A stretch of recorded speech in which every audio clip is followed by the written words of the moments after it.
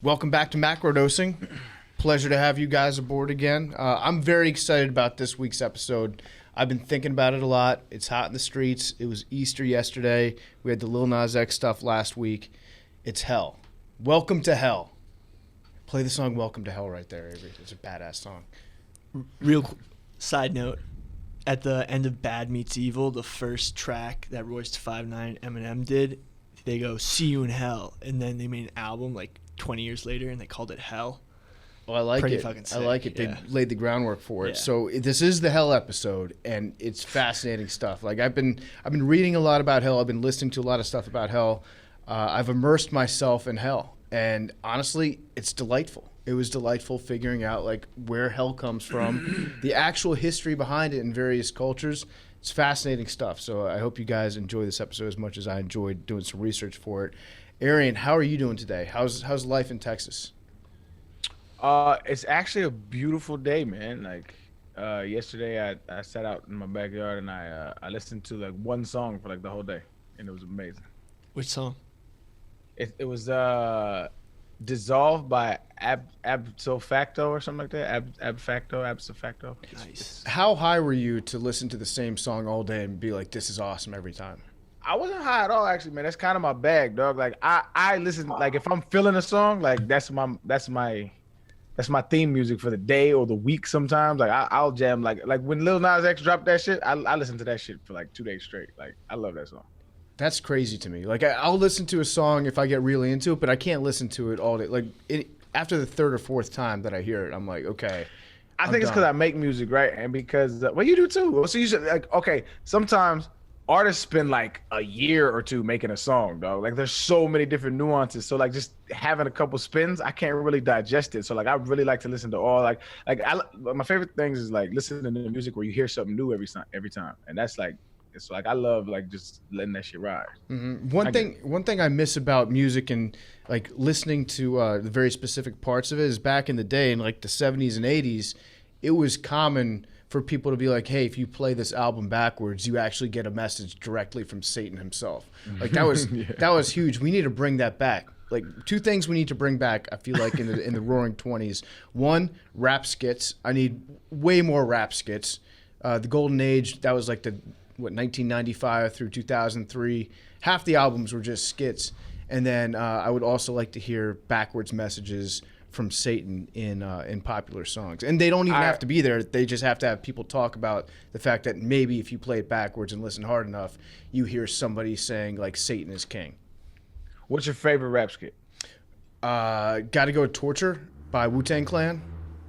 Okay, I love that. Put your nutsack on the table. Okay, I got you. Yeah. I'm gonna go with this one's not as known, man, but it's amazing. So there's 3 of them throughout the album. They all have the same theme. It's called Ghost Weed by De La Soul, Artificial Intelligence. So Ghost Weed is like it's so like they pretend like they're in a cipher and you smoke weed and it makes you rap like one of your favorite rappers. And so like one of the people in the cipher starts rapping and then it transforms into So it was Phife Dawg, Pharoah Monch, and Black Thought. And so like it was like Ghost Weed makes you rap like that, and they gave you like 30-second verse. Shit was dope, man. I like that. I like to imagine that that's what Frank Caliendo's like around his own house. He's just like, depending on how big a hit he takes, like he's talking like Terry Bradshaw. Next thing he's talking like Michael Strahan or like Samuel L. Jackson. Coley, what's your favorite? John Madden. Yeah, John Madden. Coley, what's your favorite rap skit? I don't have like one answer, but it's really any of Cameron's. Cameron is the king of the raps, like just flagrant playing real voicemails from women he's just had enough of. Like that's the old like misogynistic shit I miss. Yeah, there was one. I think it was Ludacris, and the entire thing. I think it was before Who Let These Hoes in My Room, and the entire skit was just him being like, "Hey, when the hoes gonna come through? I don't know if those hoes are coming through." It was just them debating like how long it would take for the hoes to finally come through to his house. But yeah, for my money, Wu-Tang Clan Torture, where he's like, I'm going to put a coat hanger on the stove and heat it up real hot and then shove it up your asshole. I'm going to, what do you say? I'm going to staple your asshole shut and keep feeding you and feeding you and feeding you? Feeding you. Yeah. And that's how I put your nutsack on your dresser. Just your nutsack by itself and bang them shits with a spike bat. Yeah, it was just like, It was the craziest shit that I'd ever heard. That probably poisoned my brain at the age of 12 when I first heard it. I'm sure it did. I should not have been listening to that. My parents were right. It's classic. But yeah, so this is the Hell episode. And before we get into Hell, because there's a lot to get into. There really is. And I think we're going to be joined by Uncle Chaps later on. Because Uncle Chaps, he studied this shit. Like, actually studied it. He was in seminary for a while, I believe. So he's going to have some deep background into the Christian doctrines of hell and how the idea of hell in Christianity has changed over the years, and specifically the stuff that he was taught and that he studied. It's going to be interesting to listen to. Before we get to that, though, we have to do a little bit of cleanup from last week. So on last week's podcast, which was the Allegedly podcast, filled with our most problematic, innocent people that we believe got a raw deal, Big T got into it with us and Scott Peterson. I feel like we brought up a lot of good counter arguments to Big T's points, namely the porn channel thing. But we talked about how you're terrified to get married because you think that one day you will be accused of no, I murder don't falsely. think that will happen. But the fact that I believe it did happen to someone who didn't kill his wife is a very scary thought. Okay. All right. That's fair. So I challenged you to come up with an idea for how you would be able to get away with killing Billy Football. And I personally believe that it's impossible for one of us, any of us on this show, to actually get away with murder, given how tied in we are using our phones, using the internet, how we're on camera a lot.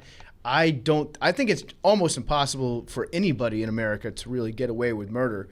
But especially for us, I think it's just about impossible to do. So Big T, I asked you to come at us with an assignment. It was going to be how you would get away with murdering Billy Football. Were you able to complete the assignment? So first of all, let me say that I agree with you that I don't think it's really possible to get away with murder now. But I didn't want to do this assignment because if I say this on a podcast and somebody goes and kills Billy Football, I mean, that's... Heaven forbid. Correct. So I consulted a former criminal defense attorney and prosecutor. That would make the podcast blow up, though, by the way. I would appreciate your sacrifice. It would do numbers. I would appreciate if y'all would bail me out with the ad money that would bring in. But so I consulted a former criminal defense attorney and prosecutor. This guy worked both sides of it. And I said, if I say this on a podcast very clearly, not intending to do it, can I get in trouble for it? He said, no, as long as there are no steps to effectuate that plan. Wait, you know what? This is a little... Ain't nobody asked you, man. Go ahead, Big T. Yeah, well, no. Now I want to hear what he was going to say. No, I mean, you can't... He doesn't want to hear how he gets murdered, but nobody cares about that. We want to hear how he gets murdered. So, now, said... Now it's like real. It's like... Okay. So I said all that to say I want a disclaimer that this is clear parody. I have no intentions of ever harming Billy Football in any way whatsoever. But... Allegedly. If a mythical person were to have to come up with a way to kill Billy Football, I believe this is what that person might do. Okay, Kill Bill, Volume 1. Hit the music for Kill Bill. Which is, and I actually think Billy, in particular, rather than just your generic, person A, Billy is kind of rather easy in what this person might do, which is, so Billy's got all sorts of what this mythical person in this an unrealistic scenario might do. Of course. You said you're easily killable, Billy. That hurts. No, just listen. This is really what's making Billy so mad right now. Can I finish? Not the fact that Big T is going to go on about this, but the fact that Billy doesn't think that Big T could kill him. Yeah, I'm sorry. So Billy's got all sorts of supplements going on, right? I mean, this guy takes so many supplements he couldn't count them all. Yeah. So if I was to get into the mind of someone who was going to try to kill Billy, I would simply take something akin to fentanyl or some drug of that ilk and slip it into one of his supplements. This, again, is what I think someone might do if they were to do this. And that would probably be that person's best chance at getting away with that. It's actually, I agree with you. I think that's probably a good way to go about it if you were to want to do that. But the only thing is, like, where would you acquire said fentanyl from? Because no offense, Big T, but if I am a drug distributor, there you go, right off the bat. No, listen, I was going to look up things to further that course of action for this mythical person, but I didn't want to Google those things in real life. So I don't really know how this person would go about that, but I figure someone with the intent to do that, which I do not have, would figure out a way to do that. Okay. The problem is if you came up to me and I was a drug salesperson, Right. I was an entrepreneur, and you said, I'd like to buy one of your best fentanyl, please. Yeah. I would take one look at you and be like, you can go in the opposite direction. Well, again, see, you're using the word you, and in this scenario, this is just someone. You said I. I retracted that. This is just someone with the intent to kill Billy. So, Okay, all right. So someone who is that determined to do that would figure out a way to, Okay.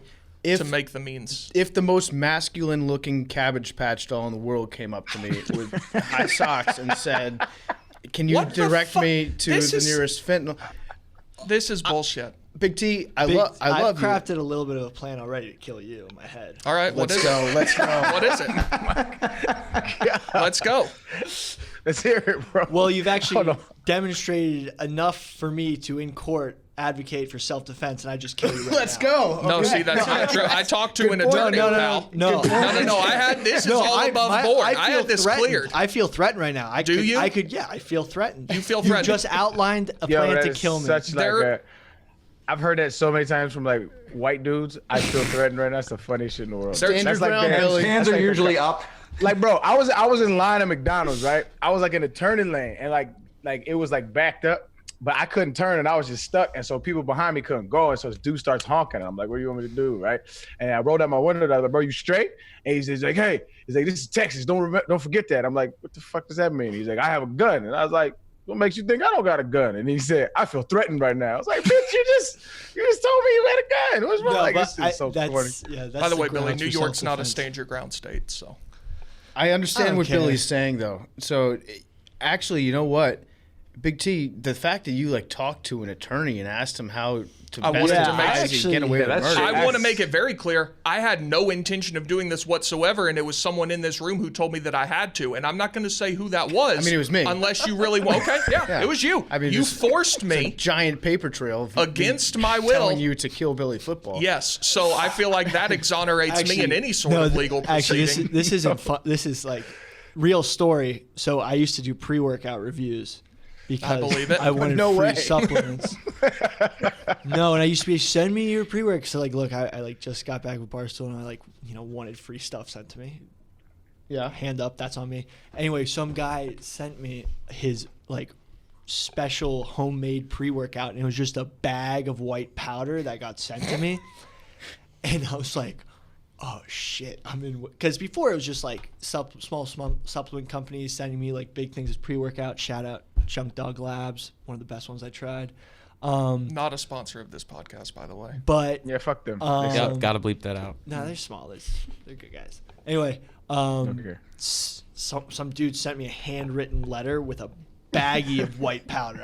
I've tweeted, and I was like, oh shit, bro, I'm not taking this shit. So I actually have been conscientious about opening my own pre-workout. You'd have to sneak into my house and find my pre-workout. But Billy, you just gave the company a shout out that sent you the handwritten thing that you just said you didn't open. The handwritten, no. Like one of the companies that sent me a sample, which was amazing, was the company I just said. But Gotcha, okay. A different entity sent me. I had no idea what was in the bag. I just literally threw it out and just was like, I'm not dealing with it. yeah.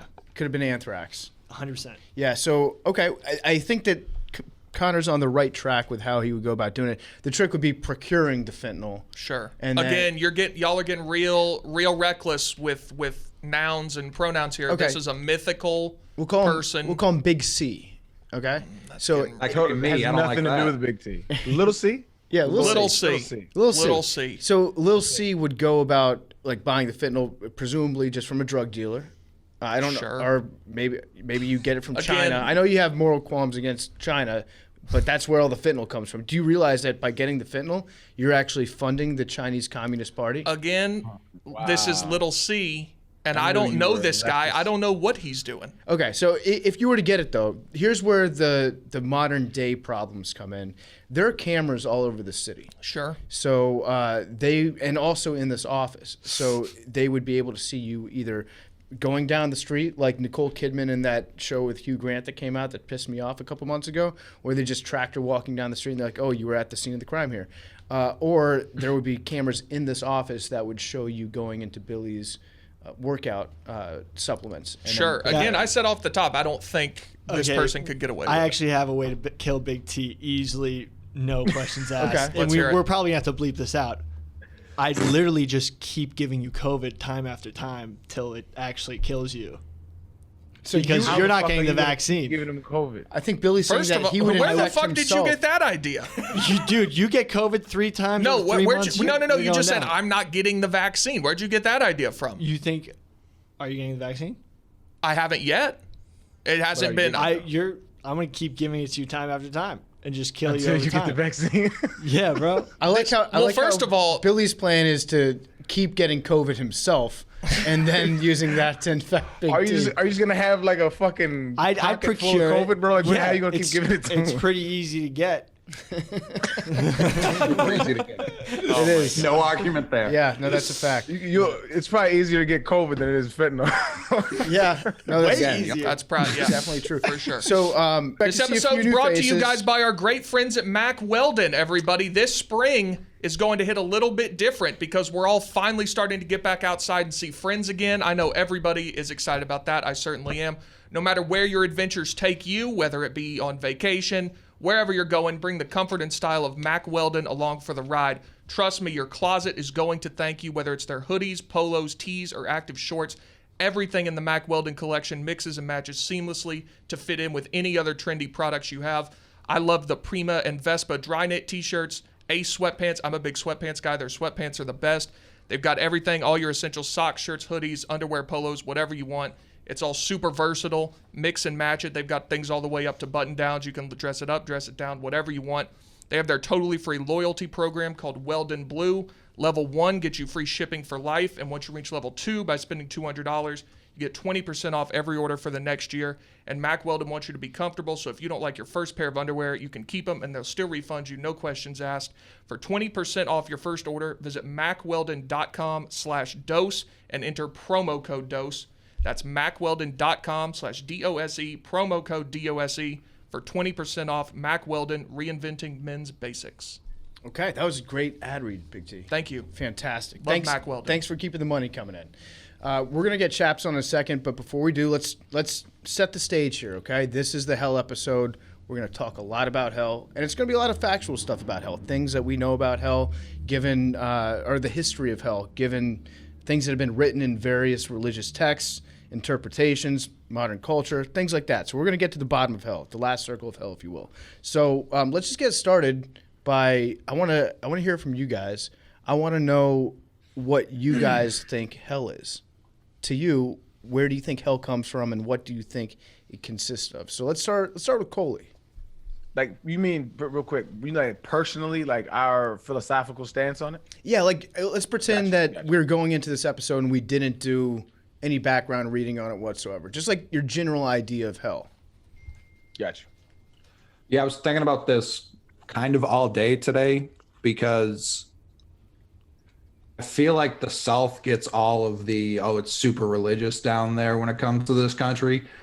Boston is like only Catholicism. Like that's all we do up here. That's what like most of the laws in the city were built around. That Irish Catholic, Roman Catholic, self-flagellation, like just hell was always this threat that loomed growing up, but was never really like described. Like it was not like the fire and shit. But then you grow up, like I'm sure PFT is the only person who's going to get this. I think of hell as like Homer getting donut after donut after donut after donut just shoved down his throat from Treehouse of Horror. Yeah, I'm actually kind of with you on that one because most of my conception of hell came from cartoons.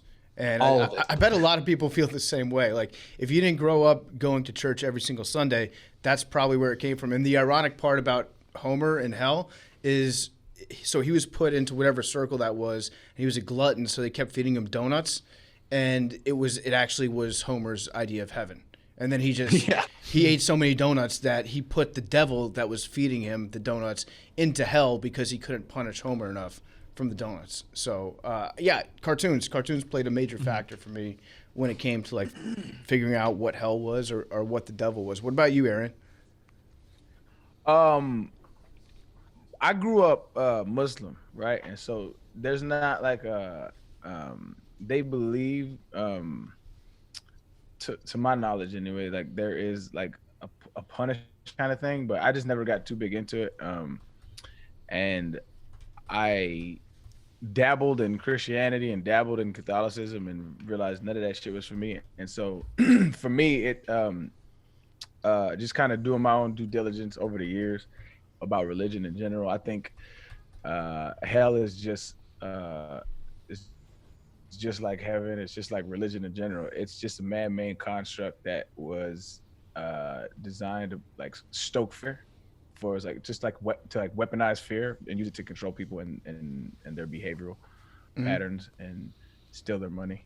Yeah. What about you, Big T? So, like Coley said when he was talking about hell being a thing that's held over people, so as a kid, when I was really little, we went to like what I would consider like a very normal mainstream church. And then for a few years when we moved cities in Georgia, and we went to, I don't remember if I've mentioned on this show or not, but it's an independent fundamental Baptist church. Yeah. And these people were, I consider myself a Christian, these people were out of their minds. And the preacher there would often, every few months or so, I'd be like, nobody's willing to preach a sermon on hell anymore. I'm going to preach a sermon on hell. And it was just like literally to scare people. But coming into this, if you would have said, what do you think hell is? I would say hell is eternal separation from God. That's what I would say hell is. Okay. What about, yeah. But yeah. What about you, Billy? Growing up, I was raised Catholic. I thought a lot about hell and trying to not go to hell because bad place. But, from what I looked into, I realized that hell is one of the biggest selling points of Christianity and why it's spread so far and across Europe. And the Christianization of Europe is fully based on the concept of hell. Mm-hmm. And we'll get to more of that later. Okay, cool. Me personally, when I was growing up, I never really thought of hell as being an actual place. I always thought of it as just being like an idea. Like I knew of, what hell looks like. I could tell you what it looked like and what the devil looked like. And he had horns and he was red and had a goatee. Like he did look like a relief pitcher. He had that like whole look to it, was probably jacked up. There was a lot of fire. It was a hot place. You were always in pain. I never for a second thought that it was a real place, but like I had a pretty vivid idea of what hell looked like, mostly from like, honestly, cartoons and heavy metal songs. That's about it. So that's kind of the background that I'm coming from personally. We just got joined by Uncle Chaps. Chaps is on the line right now. Chaps, you studied. Were you actually in seminary? Yeah, so I went to seminary for 3 years before I joined the Marine Corps, and I was ordained in the Baptist church and was the associate pastor of the church before I went to the Marine Corps. Okay, so growing up, I would imagine that you had a pretty good understanding of what hell was like? Yeah, and I don't think that hell and the devil are probably two of the most misconstrued areas of Christianity by most Christians. One, like because of hell is so prevalent, like Billy was talking about. Whenever you're dealing with the devil, people will give the devil, even the Christian devil, like the Christian version of the devil, they will give him the ability that God has. Like they will give the devil ability to be omniscient and omnipresent, that he's everywhere. The devil is doing this to me. The devil is causing that. When in reality, that's not what the Bible describes the devil as. It describes the devil as one single angel who is able to be at one place at one time, and that's it. Yeah, so that's interesting to me because that, like Lucifer as the angel, let's just get into like the Christian background of what hell is, and then we can talk about some other stuff, and we also have some listener emails.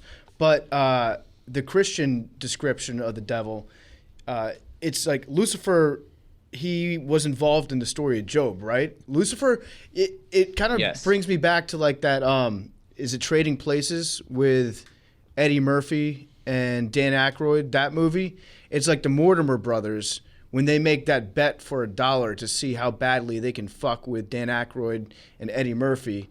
That's like, that is a great analogy, though. Wow. right? That's like what the story of Job was. It was like the devil and God got together, and Lucifer was like, "Hey, I bet you I can make Job hate you. He only likes you because everything good is going to him," right? And so, for those that are listening, don't know who Job is. Job was the richest man in the world. He was essentially Bill Gates at the time. He had everything. He had all the farm. He had all the people that was going around. He had everything. And then God was essentially tricked by the devil. Like it just flat out tricked him.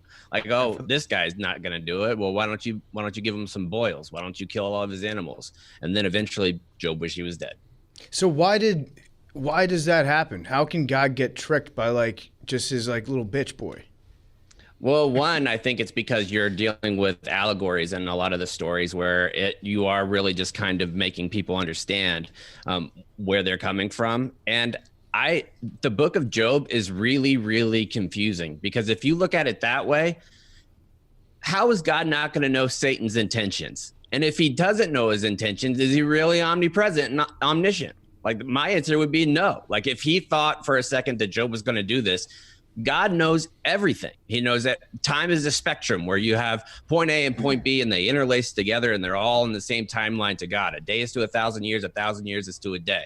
So he knew that this was going to completely anguish Job, make Job miserable, make Job want to kill himself, essentially. And he still was like, no, yeah, let's do that. All right. So, and then if you fast forward, like Lucifer led a rebellion against God, and then God put him down into the lake of fire and ice. And is that like the first description of what hell is? Like, what does the Bible actually say about hell? Because I feel like a lot of people have a notion that the Bible discusses hell at length and that they get very descriptive of what happens to you if you die and you're found to be in a mortal sin or whatever. So what does the Bible actually say about hell? Well, in the 1600s, the view of hell changed drastically. It wasn't really talked about much in the early church. It wasn't focused on it. It was more focused on doing good things and that Jesus was the Lord and Savior. 1600s, a lot of things happened. After the Protestant Reformation, whenever like people like Jonathan Edwards in the early 1700s were talking about sinners in the hands of an angry God, he was really the first great theologian that was in America. So he decided that he was going to describe hell in a way where he pieced it together from what he was viewing in Revelation, where it talked about hellfire and brimstone. Well, Jonathan Edwards at the time didn't look back historically. Like he took to a lot of this stuff is like, oh, this is now. The smell of sulfur, for example, they had to use that to get things hot enough to melt bones. And that's why that imagery is there, because it was so smelly, so stinky that it made people inside the city of Jerusalem want to leave because the burnt offerings were so terrible. So you would be around that smell all the time. So that's why it's referred to in that way. Some places it's called the lake of fire, where a lake, I don't know if you've been in one lately, but you can constantly swim to the other side. Like there's not like an ocean where you can't get to the other side. So I think that the Bible in different parts is written thousands of years apart. So it's talked about in different ways. One way early is that hell is here on earth. Like there's parts of Leviticus and there's parts of Genesis that would describe earth, like they use the word, like the word means earth essentially. Here is hell because you're separated from God and you're not in heaven. And then they use the same type of terminology in Revelation when he talks about heaven, and that heaven is here on earth because you do experience God. So there is, in the translations is very, very important, because if you don't have the translation right, it ruins everything. In 1947, I believe it was the first time that the word homosexuality appeared in the Bible. And that's because it was a brand new translation. So when the Bible was first, I know the Old Testament doesn't really mention hell at all. There's like really no concept, right, Billy? Yeah, Matthew and John do a little bit, but they talk about for exceedingly wicked, being exceedingly wicked. So in the original Greek of the Old Testament, they use the word Gehenna, the valley of Hinnom, which is a small valley in Jerusalem, which they consider this purgatory type place where it's barren. Yeah. The kings of Judea, the first kings sacrificed their children there. So they just use that as a term for something that they knew that was close by that sucked. Yeah. That's like if you wrote It'd be like us saying you're going to Louisiana in the middle of summertime. Wow, I was going to say South Dakota, but yeah, I mean, chaps, I'm going to let you stay on the show, but I'm going to need you to be more respectful about Louisiana in the future. Okay, I didn't know we were big Louisiana guys. I love Louisiana. But yeah, Billy's right. There's like as far as I could tell, there are like 4 different words in the King James Bible. When they say the word hell, they actually mean one of 4 things. One is that specific valley, and they call that hell. One is just the grave, just if you're dead and you're buried underground. They use the word hell in the King James Bible as a translation for a different word that means the grave. The absence of God is also sometimes translated to hell. And then that's the one that Billy Graham ascribed to. Yeah. And then there's a place where certain fallen angels were sent that was called hell. But like the universal concept of fire and brimstone and all that stuff, that's not part of the Bible at all, as far as I understand. And chaps, you were texting me earlier today about Billy Graham, and this surprised me about what happened with Billy Graham, the famous televangelist. Yeah, so Billy Graham, whenever he was getting older in age, he became, I remember Baptist circles talking about Billy Graham was a heretic and things like this because he basically adopted a universalist principle where he said, if all these things that I've been preaching about Jesus being the only way, truth, and the life, and nobody comes to the Father except through him, and he is this like love and purity and the form of love, how can he possibly send people to hell? That's why he adopted the hell version of being separated from God. And he viewed your hell is on earth, not knowing God and not knowing God's peace while you're on earth. And then when you die, you just die. That was how Billy Graham thought of hell towards the end of his life. Mm-hmm. So early in his life, he didn't think that. So going back even before Christianity, all the imagery that we see about hell is taken from paganism, right? Mm-hmm. I know Billy did some research on that. Billy, you want to go off? I sort of got fixated on this idea of early Christians like spreading into Europe, and actually, like if you look at the word hell, it is from the Old Norse, which the Old Norse HEL which is the name for the Old Norse goddess that overseed their mythological underworld. So if you look at paganism across Europe, you have, of course, Greek, Roman mythology, and Norse mythology, which all sort of have these pantheon of gods, which each represent a different part of the world as we see it. And the underworld was, Hades, hell, and the Old Norse was Hel, this goddess, who actually Homer may have taken as the name for Helen of Troy, which caused the Trojan War. So with that... She was a babe, right? Yeah, well, she caused a huge war. She was so hot that she made millions of people die. Horny jail. Yeah, Agamemnon, horny jail. They should have just bonked all the Greeks.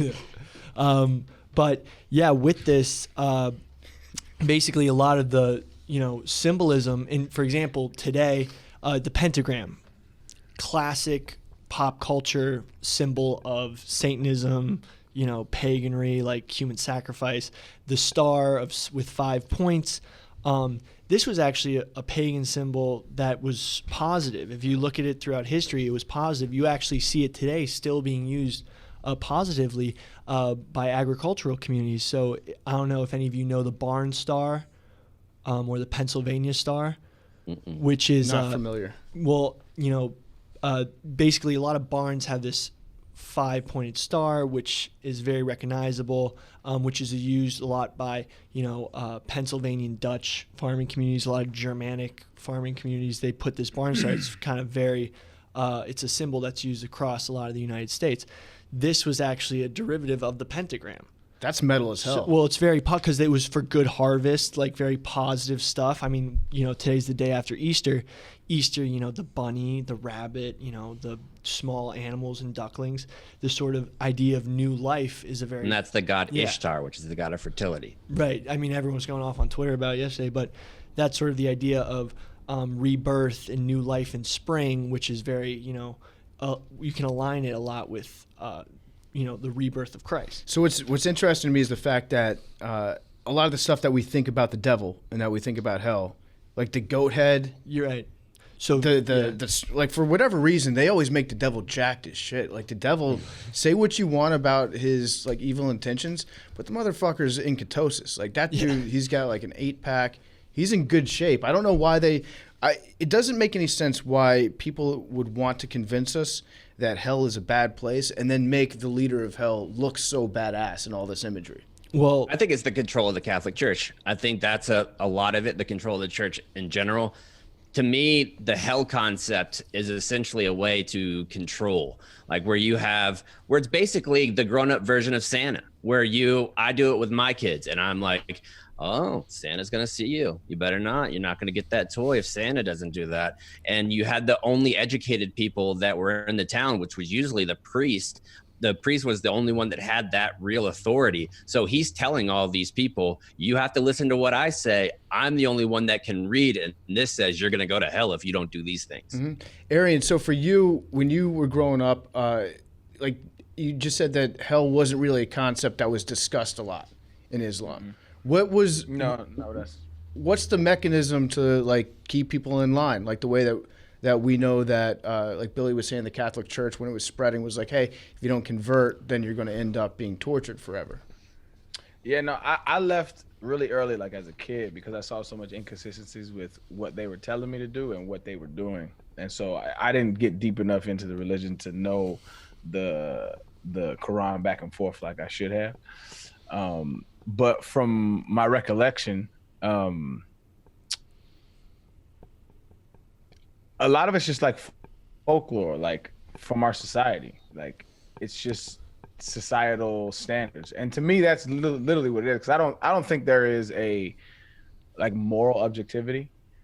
I think it's all just kind of what we deem as acceptable as a society, and then all of our religions and all of our customs, they build from there, they go from there, and they develop from there. But I just to answer your question, I don't 100% remember. Mm-hmm. I wasn't in the mosque like that. Mm-hmm. I can just imagine like a young Arian Foster, like a 10-year-old Arian Foster, asking some questions that are just too hard for people to understand. Just be like, maybe just don't bring your son back here anymore. Doesn't feel like Well, that was the thing. he's not feeling it. No, go ahead. No, I was saying like it's funny to imagine the imam or whoever was leading your church just being like, listen, I'd rather just not have Arian here anymore because the questions are too hard. The dope shit about my parents was that my father was Muslim and my mother grew up Catholic but converted to Islam. And they never pushed it on us. They kind of showed us like what they did. We used to pray like 5 times a day to the east, right? And we used to mimic the prayers, or say the prayers. But like they never were like, yo, you guys are Muslim, right? They used to tell us like, this is what we chose. You have to find your own way, which That's I really so appreciate. rare too. Yeah, super rare. And as an adult, like that's one of the best things, because as a kid, you're so gullible. Everything you like, these are your superheroes. These are they know what they're talking about. They know what they're doing. And if they're telling you like, yo, this is what it is, then to you, that's what it is. And any outside influence is like, no, this is wrong. And so any kind of dissent or any kind of opposing view, you look at as negative. And that's what I realized growing up as a kid, was like everybody around me was like indoctrinated.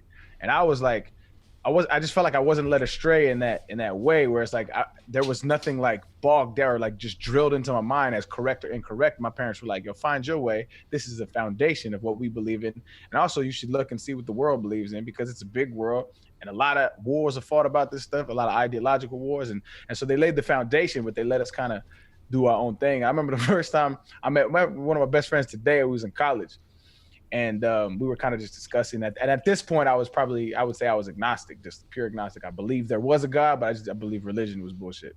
Okay. And we were all talking. It was like a whole bunch of college cats, and like everybody's from different walks of life. Some people was from Tennessee, Florida, Georgia. I came all the way from California, and we were just talking about religion. And I was like, oh yeah, I don't believe in Jesus.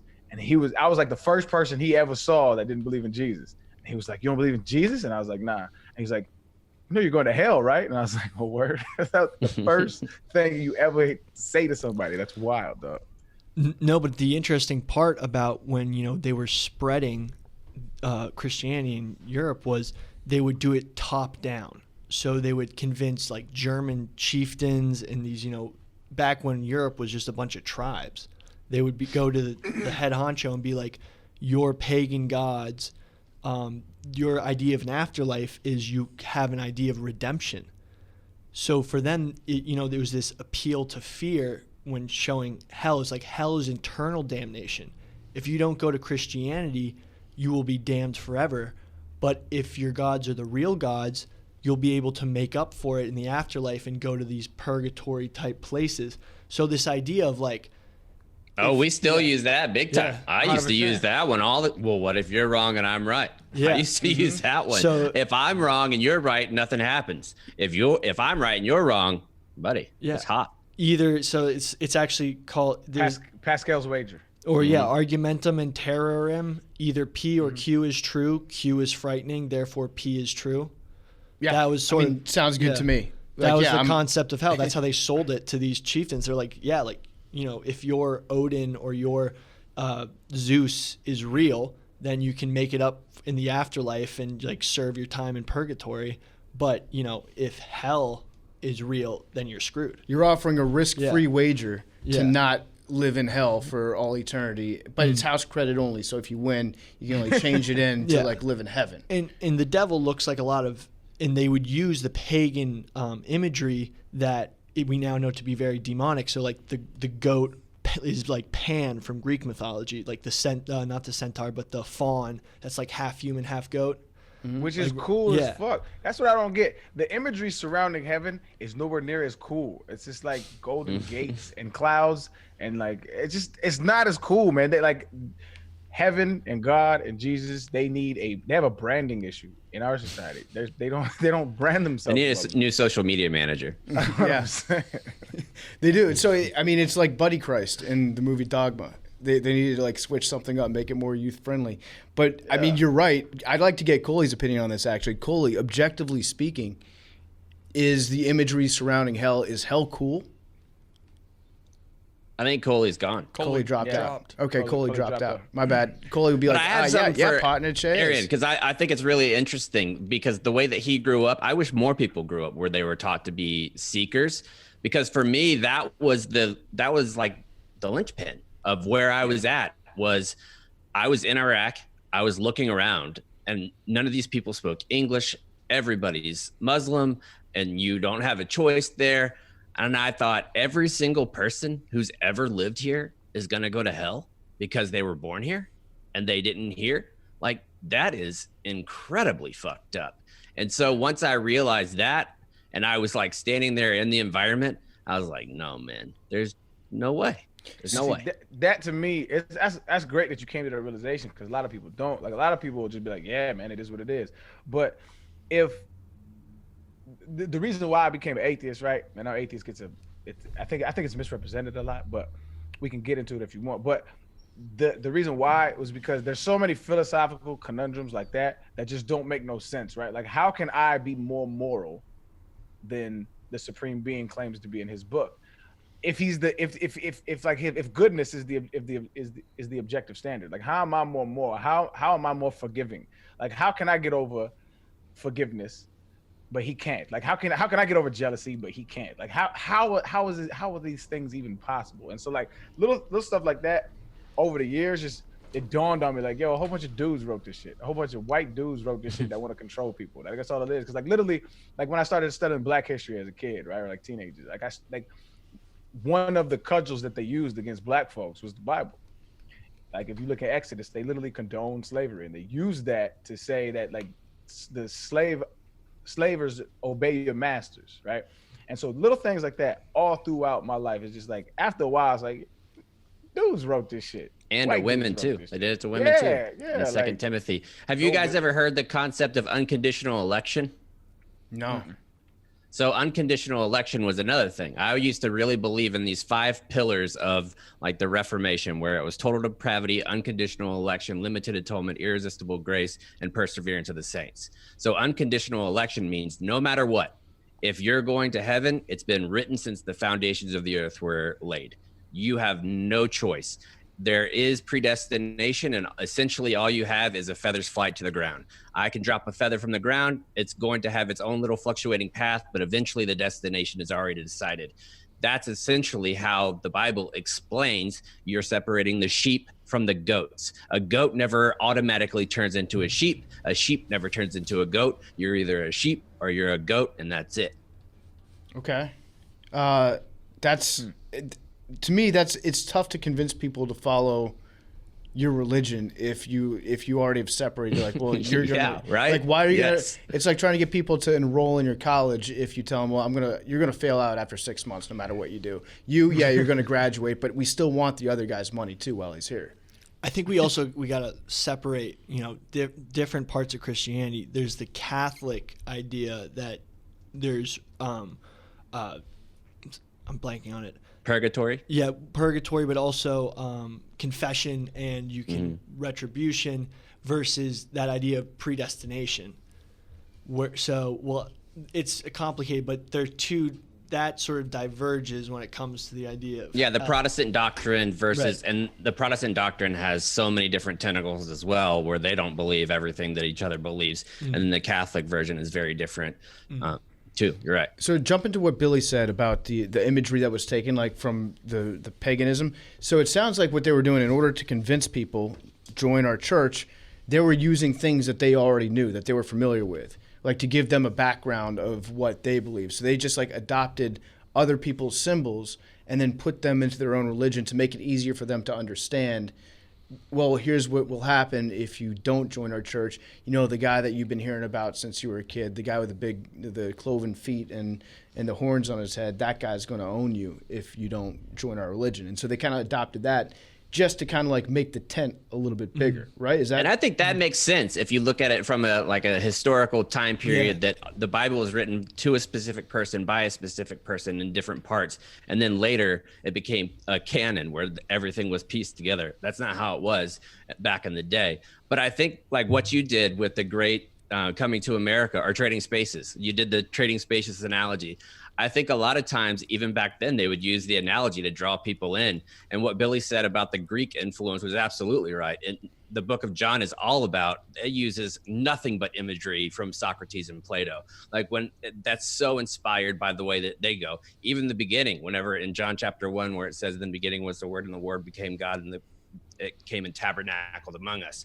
Whenever he says that, he's using the Platonic view of the form and saying the perfect form of man came to earth. And so he's using Plato's imagery to describe Jesus.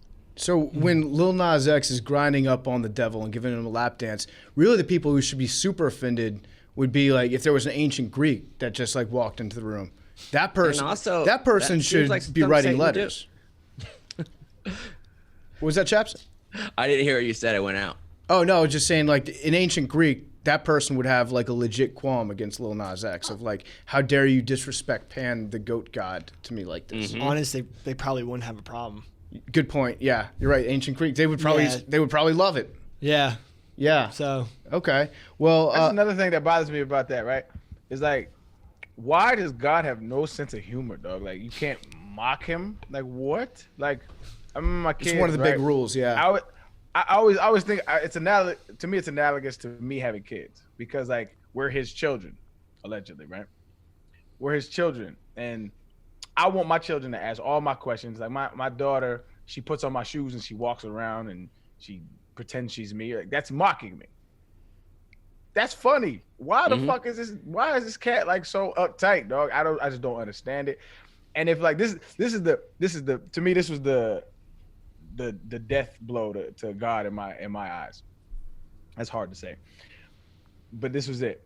It was like the all-knowing cat, the all-knowing, all-seeing, perfect is not more efficient than Steve Jobs.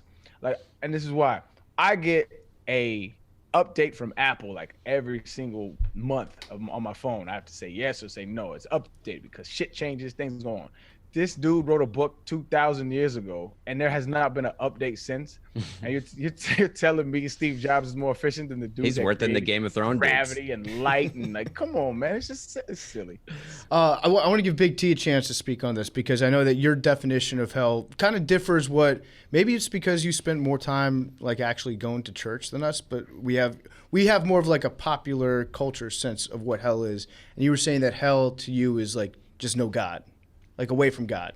Well, I think there's a definition of hell that is like the separation from God, and I think that's a good way to put it. I would have, if you would have asked me before we did that, I learned a lot looking into this. Like, yeah, you think of the hellfire and things like that are mentioned briefly in the Bible, but I mean, yeah, I just think hell is actually what I found the most interesting doing this research is, and Chaps probably knows all about this and can speak to this. I'd never heard this before, and this probably goes to, like, this doesn't seem like something in Southern churches it would be beneficial for them to bring up, but there are passages in the Bible like, so in the book of Job, we mentioned Job earlier, in chapter 21, it says, "For the wicked are reserved for their day of doom; they shall be brought out on the day of wrath. Who condemns his way to his face, and who repays him for what he has done? Yet he shall be brought to the grave, and a vigil kept over the tomb."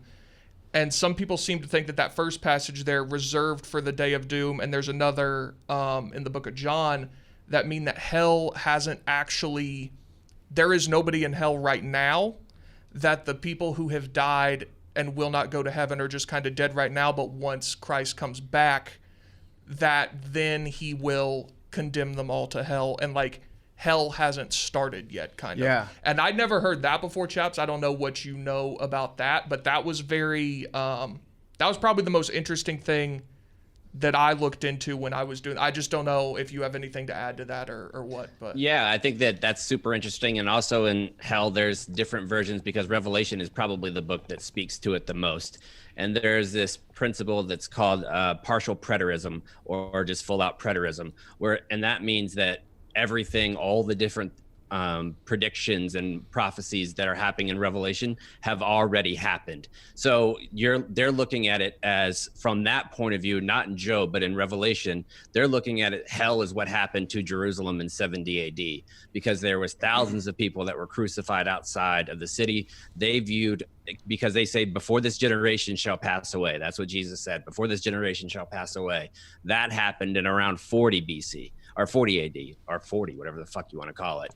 And so they looked at it that hell was already here on earth, and that happened in 70 AD under Nero.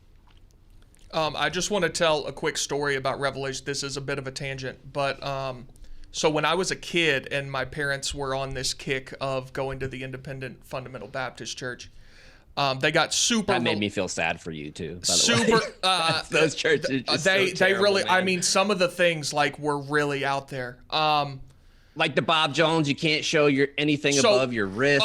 So I went to Bob Jones University was actually like where a lot of those kids like they would encourage kids to go there. But the church camp for that church was in South Georgia in July, and you weren't allowed to wear shorts. You had to wear pants. It was that. You know what? That sounds like my personal hell. I retract my former definition of hell. Hell is that church camp. It was horrible.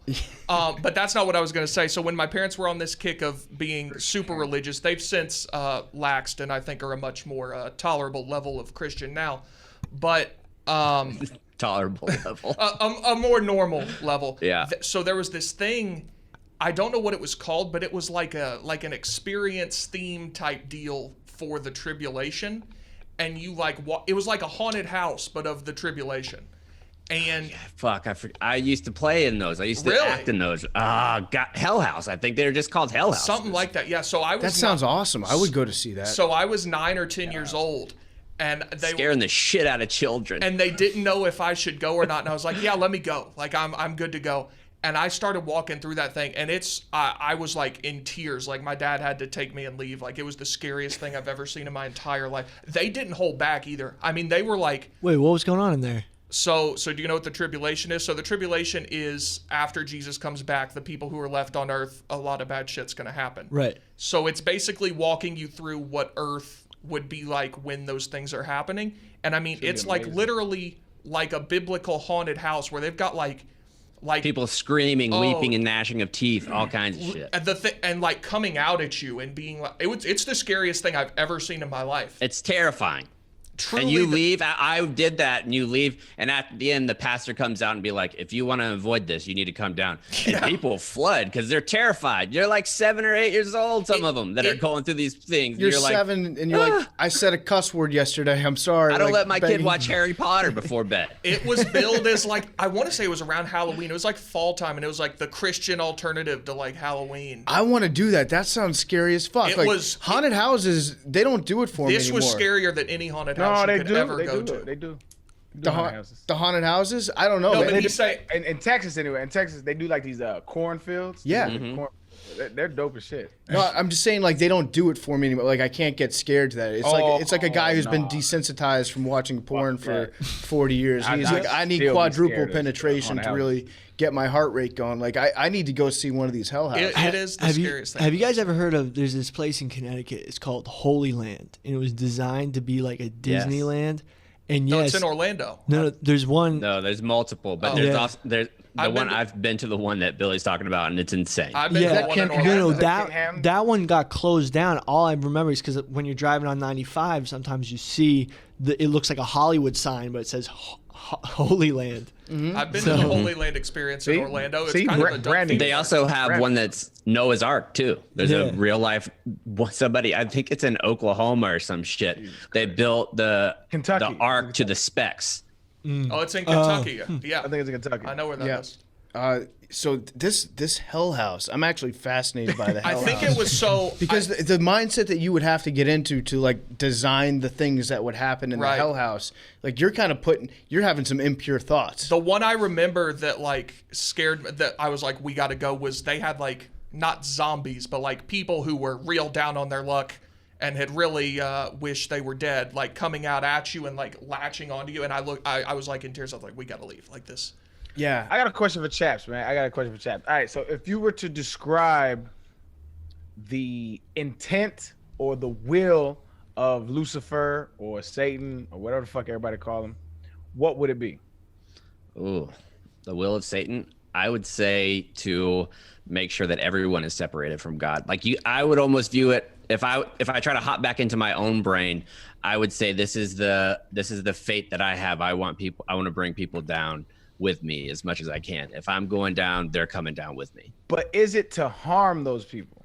Oh yeah, I think it is. I think the biblical way is definitely to harm people, because whenever Satan is like cast into hell or whatever, he's given the role of Satan. He is the most powerful of all the angels. Like he's the head honcho of all the angels. So he wanted to actually become God. And then God was like, oh no, you can't do this. It's essentially like every other royal story that you hear, where a good one would be Aladdin. Satan is essentially Jafar. Like where he's Jafar, and then you have the Sultan, and he wants to supplant the Sultan, but you can't because he's the Sultan. Now that's something that I wanted. I'm really glad we have you here to talk about this stuff. So Satan wanted to be, as powerful and as mighty as God. God says, no, cast him into the lake of fire, whatever you want to use for that. So I guess the answer to this question might be that like that was always going to happen or whatever, but like, if Satan didn't do that, like, did hell exist before that? Well, that's where predestination, I think, comes in huge. Like, I used to believe in it big time, in predestination. If you believe in predestination, and the Bible is pretty clear that I don't know how you can argue the Bible and say that predestination isn't real. Like, to me, it's a sandwich deal. Like, that's the way that it goes down. And what I mean by that is that, like, you've heard, I'm not sure if most of you, I know Big T has heard the term the Lamb's Book of Life. Have you heard that word? Yeah. That phrase?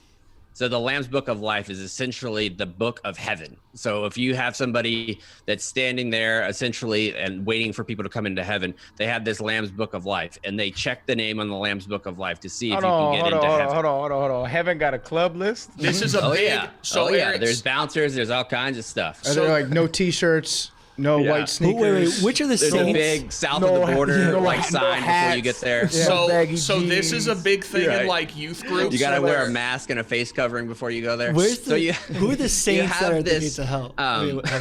whenever you're talking about it, what the fuck was I saying? Lamb's Oh, Book Lamb's Book of Life. All right, so yeah, the Lamb's Book of Life, and if all the names are written down in the Lamb's Book of Life before the foundations of the earth were laid, how in the world can somebody get their name into the book? You can't add chapters. There's no amendments. The book is done. See, this is my problem. This was my big problem with God in general, right? Another one anyway. It's like it's free will, right?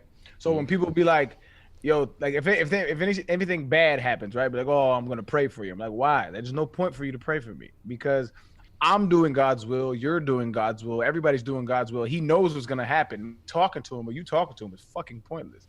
There's just no point to this shit. It's all predestined. He knows what's gonna happen. It's just like he's watching this shit. It's like It's either all predestined or nothing is. It's like a really bad Friends episode. The whole shit is just really bad. That would be hell for me. I was thinking about that. Like, what is hell? One of the Thanksgiving episodes. Hell is it's like it could be any episode of Friends. Hell to me is me in a room, and then the next room over, somebody else is watching Friends while I'm trying to sleep, and then all I hear is the laugh track every 3 seconds, and I can't sleep. Oh, dude, you're literally putting me in hell right now. Hell is listening to Friends from an adjacent room or watching a football game with the Dude Perfect guys. That to me, like Watching a football game that's This is how- buffering with the Dude Perfect guys. Yes. If I was the design of hell, right? If I was like that, hearing and reading and understanding what I do about hell and the devil and all that stuff, he's just mad. He's kind of like low key, like God got it going on, and he was like, I want that, and God was like, no. He's like, you have this. He's like, all right, fuck it then. I'm going to make a room, and this shit's gonna be cracking. That's how it's like another club, but it's way cooler because you can't do all the fun shit up there. So like I imagine it's gonna be like drugs and like fun. It's gonna be like a big ass party. It's gonna be way funner up there because he uptight as shit. So it's like I think even Mark Twain said that shit. Right? Mark Twain said that shit. It's like you don't want to spend eternity with the enlightened. You want to spend it with the damned and sinners because they know how to have fun. Which honestly, Exactly. at the end of the day, if you end up and be like, okay, all the people who lived life straight to the book, you go to heaven, and everybody else who like wants to do whatever the fuck they want, go to the right. Did any of y'all see the show The Good Place? Oh yeah. Was that the one with Blake Bortles? Yeah. Mm-hmm. Great TV show, and it talks about this stuff in like it's a comedy, and it's obviously a fictitious rendering of heaven and hell, but it actually talks about this stuff in a really cool way.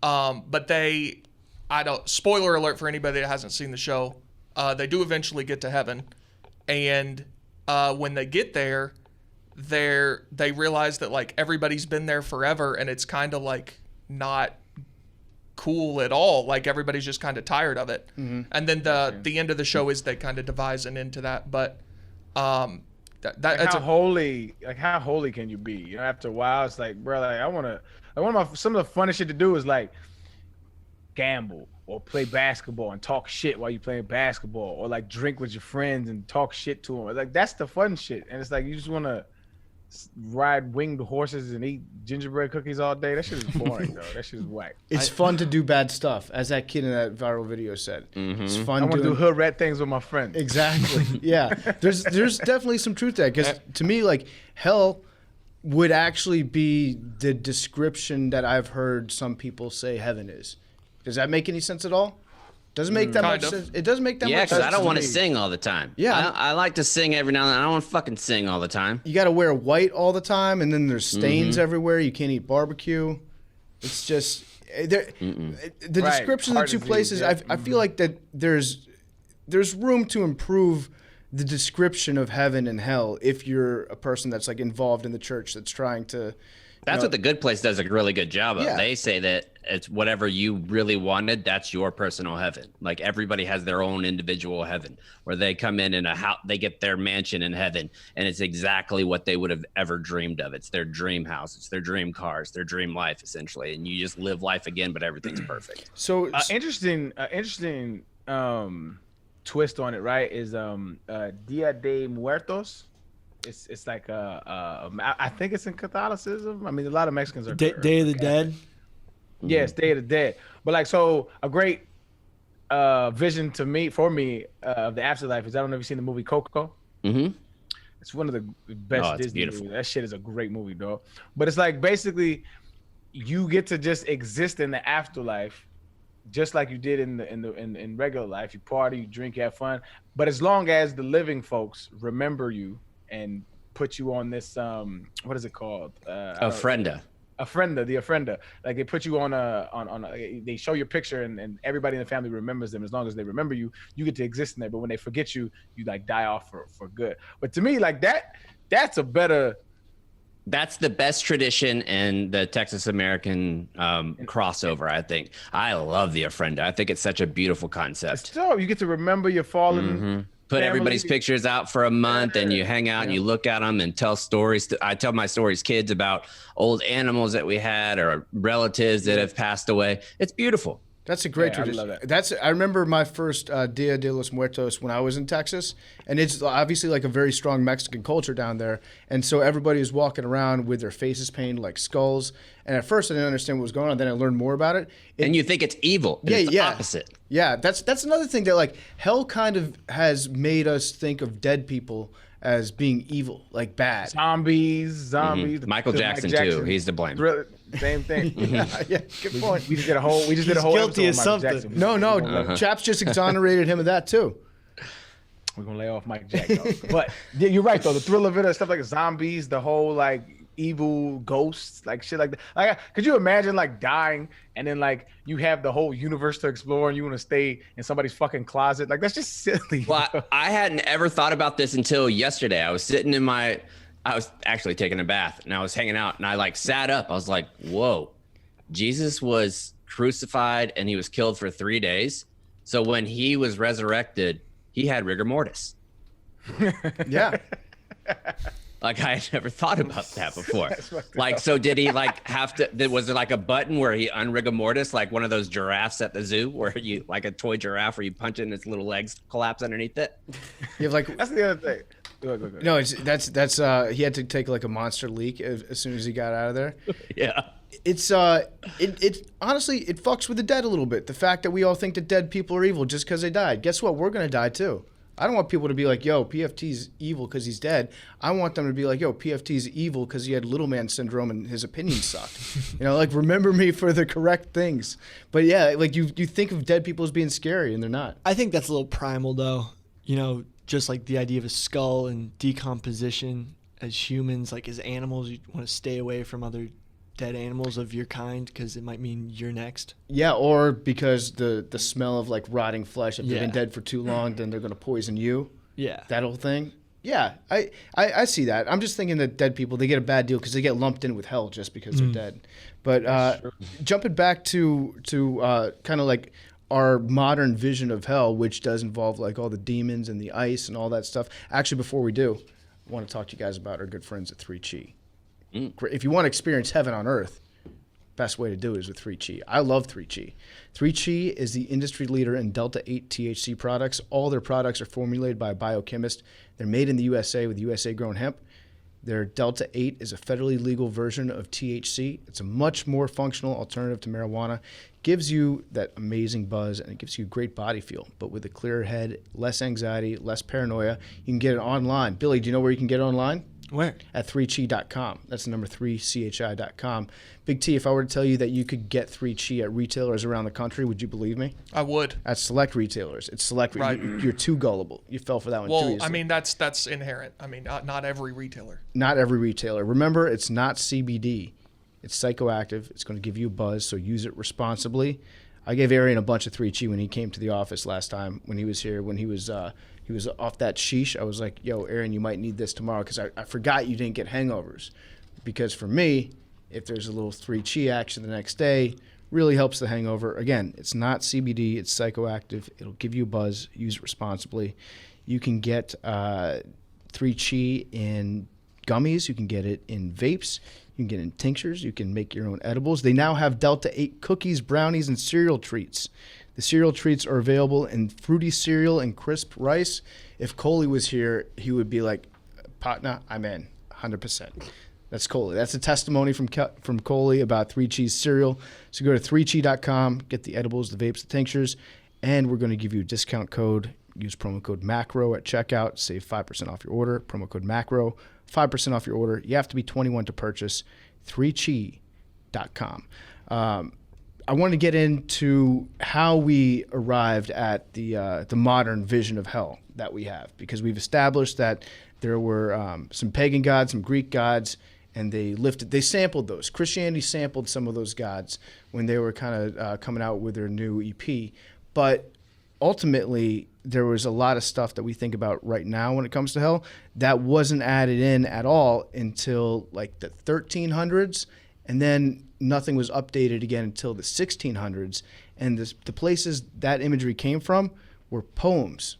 2 poems directly influence what we think of when we think of that red cartoon devil and the hell and the fire and all that stuff. Not anything from the Bible, but this is from 2 poems. There was the Divine Comedy, Dante's Inferno, which I think was written in the 1400s, 13 or 1400s. I forget. 1300s, excuse me. I get confused with the whole It's close. 13th century, 14th Right, century. Yeah, that's then a they're fucking one off. stupid way to phrase things. I hate that. It fucks me Oh, up. the 20th centuries and the 1900s. Get So out of here. 14th century. 14th century. The Divine Comedy was Real written. quick, Yep. I want it's to your point, but like I think it's important just for people to understand.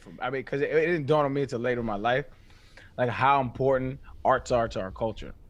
Like it's literally the catalyst to how we view the world in that era, and people don't like we don't really understand how much culture. I mean, how much art influences our culture, and how much culture influences the historicity of the moment that we're living in. Like, it shit is huge. It didn't dawn on me until like a few years ago. I was just like reading some history and realizing that and it just happened to be Black history, but it was like how all of those artists in that era happened to be making like music that was like theme music for the for the civil rights movement.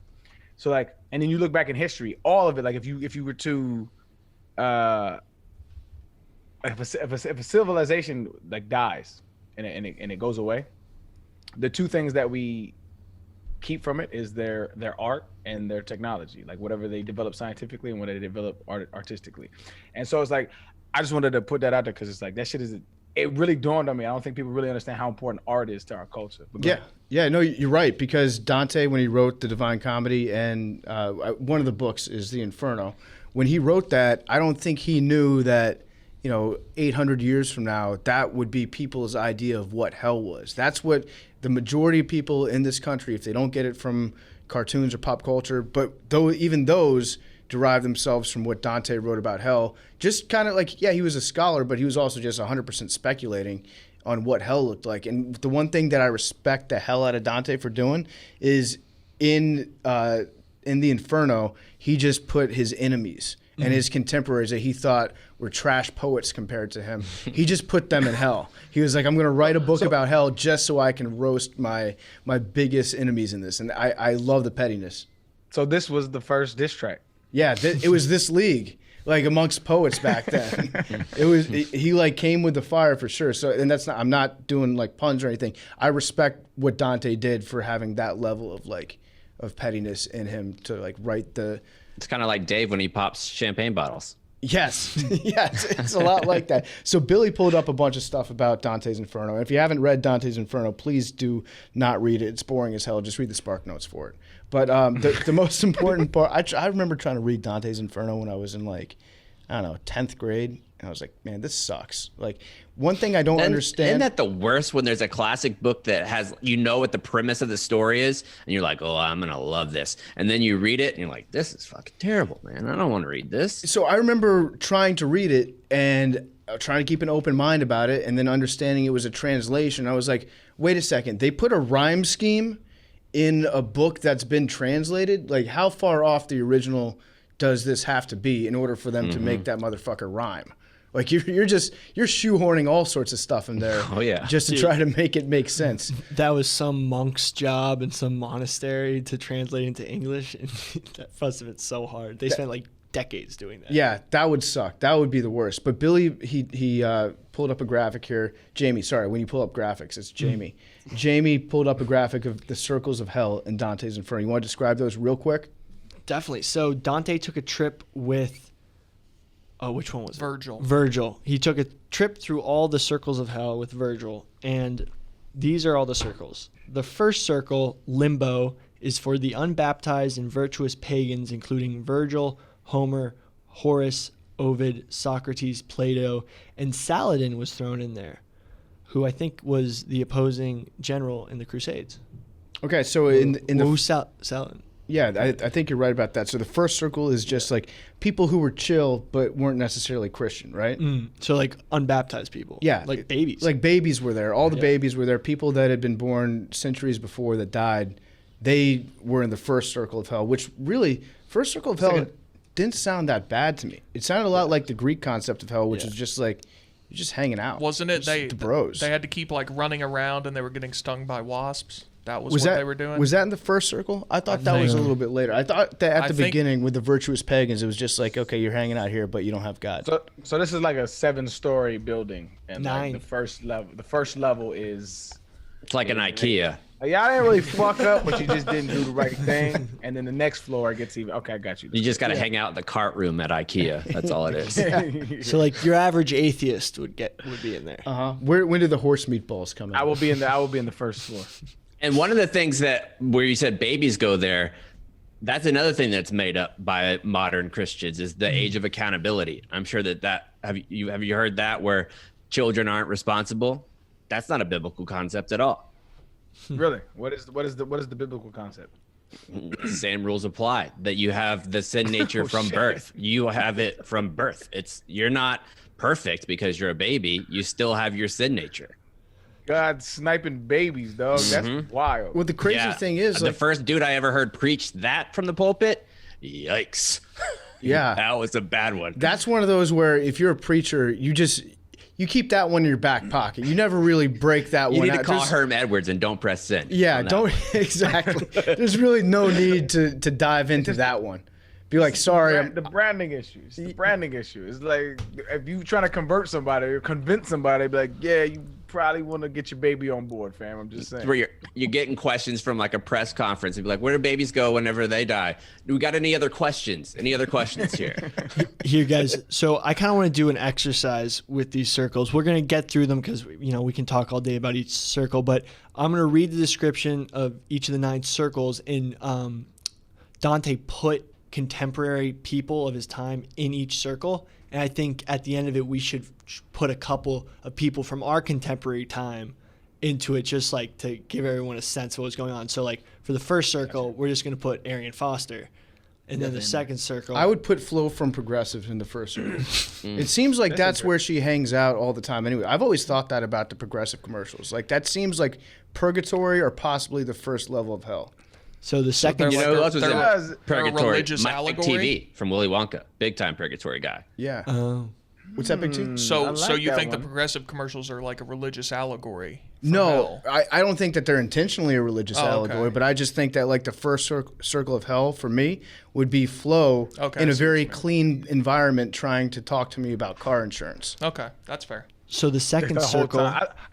Every circle, everybody give one Yeah. example of who's in there. I like that.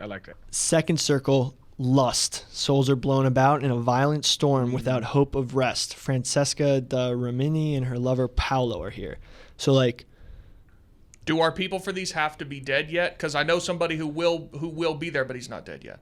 No, it's contemporary, Big T. well, Okay, let's not so- put alive people in hell. Well, I'm he putting- just I said disagree flow with from that. progressive. Put him in there. I mean, that's You just put me in hell, bro. Yeah. I would you okay, you yeah. admitted it yourself. I wouldn't have done. Fuck I wouldn't have off, fuck volunteered off, that. Bill- I wouldn't have Billy Hale. volunteered that. But anyway, my guy for lust is Bill Clinton. Okay, knew that was going to happen. Wow. Mine's Matt Gates. Not Trump, huh? Oh, wait. No, Hey, I like it. no, I like I it. yeah. He's big horny. Who would I put? Come on, Bill. Who's horny? Who would you? This Who's is a horny? Who's a This horny is dude? horny jail. Yeah, it's horny jail. is The literally- second circle of Bulk. lust. Put myself hand up. Horny jail. Bulk. PFT. It's me watching a Miley Cyrus concert on repeat. The third circle. You got to give one, Billy. Can I get mine? Yes. Can I get mine? Who? Ron Jeremy. Big time. Ron Jeremy's on floor 2, bro. Mm-hmm. He made a lot of people happy though. Yeah, but he I got was there. his recent allegations are. Oh yeah. I forgot about that. Is he yeah. problematic? The hedgehog? How the fuck you do that and you do that for a living? Like, bro, just go do a thing. Like, Call your work. agent. Tell him you want to do this. so What did he wild, do? So wild. It got a sexual assault allegation. Oh shit! All right, I got to go delete some things from my spank bank. I mean, he could definitely go to hell for that. I mean, no, Yeah, no doubt. I would It still Well, sticks. By the way, Jeremy. don't I blow. like how we're like, oh well, he did sexual assault. We can't include him in the hell game. No, I was gonna say we gotta level him up. Yeah, no, you can't blow your load too early on some of these names. Of course not. So were you saying that Rick Pitino should be in the second level? That would actually make sense. Yeah, second level. Actually, yeah. it would. Yeah. Casino. I was thinking of someone, but I was like, no, like let's save that guy for later. Okay, third circle, gluttony. The gluttons are forced to lie in a vile, freezing slush guarded by Kerberos, and the Chiaco of Florence is here. That's interesting. That lust is below gluttony. Like, Yeah.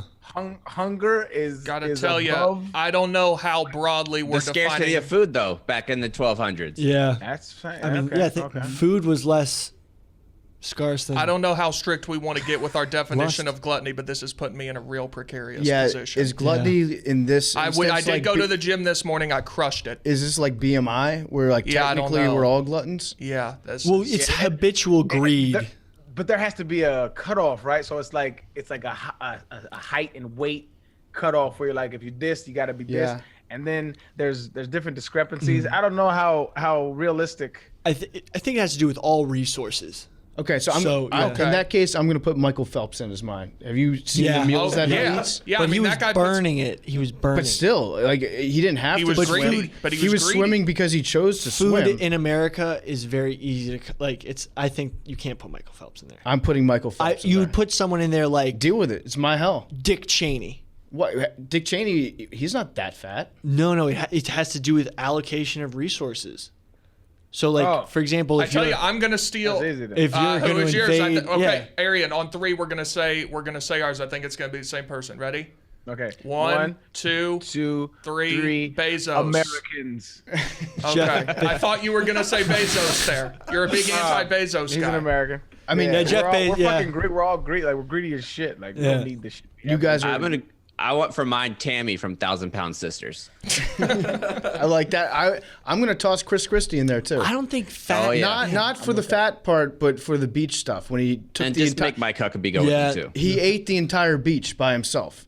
That was fucked up. What was that? I'm not familiar with that. So he story. shut down all the beaches in New Jersey. There was like I forget exactly what was going to the government shutdown or whatever, but he closed the public beaches in Jersey for weeks in the summer, except him and his family were allowed to go out there. And so there's a picture of like a helicopter flying over the beach that's just him and his family on this wide open beach, just like posting Which is up. a flex. He also is. poured piece of multiple M&M bags into a bigger M&M box. Oh yeah, I I love remember that. Yeah. I love that. Yeah, he's My favorite Chris Christie anecdote is when he went to the White House after Trump first got elected, and Trump made him eat meatloaf dinner, even though he doesn't like meatloaf. Like he was like, "Oh, you got to try the meatloaf," and Chris Christie was like, "I don't want the meatloaf." He's like, "He's gonna have the meatloaf." He ate the meatloaf. He didn't want the meatloaf. And he ate the meatloaf. So he ate it. yeah. What a sucker. the fourth circle is Go to the White House, get fucking meatloaf. Hold on, real quick. I can't let's do it. All 32 NFL owners. What about the Green Bay Packers? Yeah. That now you just upped it to like 40,000. Oh, he already said Americans. yeah, true. Americans. I just wanted to highlight them, but yeah. Okay. But, I mean, until they give guaranteed contracts, fuck them dudes. All right. The fourth circle, this one's, I had to look up the sins on these ones: avarice and prodigality. So the miserly and spendthrift push great heavy weights together, crash them time and time again. Plutus guards them. Sounds like CrossFit bros. I think they were forced to do CrossFit in hell. Yeah, they had to battle each other with boulders. This is so greed. what is this floor? Okay, so this one's greed and lust for material gain. So I think Dick Cheney would actually be in this one. So this is Bezos. So like power, yeah. I think, unfortunately, the gluttons are just gluttons. They're fat. I choose to believe that I got that is a higher threshold than I've attained. Kim Kardashian. Yeah. Yeah, in the fourth circle. You could honestly, Aaron, if you wanted to nitpick, you could put NFL owners in every single circle of hell. I agree with that, and I will. When I'm at the pearly gates, I'm gonna be like, "Yo, what's up with where Jerry Jones at? Yeah, I think just You take care of him." Scrooge, like, that sort of type vibe. Scrooge before his dreams. With this one, Scrooge had a this is point. a more difficult Scrooge had a concept, point. I think. The Grinch had a point. They both had solid points. But they were the greedy, the avarice. They weren't greedy. That was the whole thing. No, anyway. Wait, the Grinch was not greedy. Just dog. in concept. No, the Grinch. The Grinch wasn't greedy. I think Arian's right. The Grinch wasn't greedy. The Grinch wasn't greedy. He was just a Grinch. Just grumpy. And I think this one is different from the other ones because you want people to go out and try to be successful and be go-getters, and then they get to a certain level of success and you're like, not that successful. Not like that. We don't want you to do it that way. The fifth circle, wrath and sullenness. The wrathful fight each other on the surface of the Styx, while the sullen gurgle beneath it. Filippo Argenti is here. All right, so they're fighting on the river, right? That's what I'm seeing. There's like a naval battle that's going on in the fifth Rocky circle. Marciano's in here. Ooh, let's see. Wrath. I mean, I think we all know, like, some of our bosses are really into wrath. But would you call that wrath? The popping of the Skip bottle? Bayless. I'm doing Skip Bayless. Michael Jackson's father. I'm with that. Yeah. I'm okay with him in the fifth circle. I like Skip Bayless in this one. I like that. Well, he's not. See, the thing about Skip is I don't find him intimidating enough. Like, I don't fear Skip's wrath. In fact, all the people that endure Skip Bayless's wrath end up becoming more successful afterwards because he's addicted to being wrong, right? Like, you know that you fucked up if Skip Bayless is your biggest cheerleader. That's when the wrath of Skip really comes, when he praises you too much. So just like, yeah, who else would you put in here? In wrath and sullenness. So sullenness, that's kind of a Grinch, right? Just being like, just having a sour face all the time. Energy vampires. Energy vampire. So you know who's in this circle of hell? Big energy vampire. Who? Practically, he used the term a lot. Butch Jones. Butch Jones is in the fifth circle of hell. Okay. That's a very niche reference, but those who get it, they'll really like that one. Might be controversial. Describe to me the qualifications of this circle again. Wrath, so like people who abuse power to punish, and sullenness.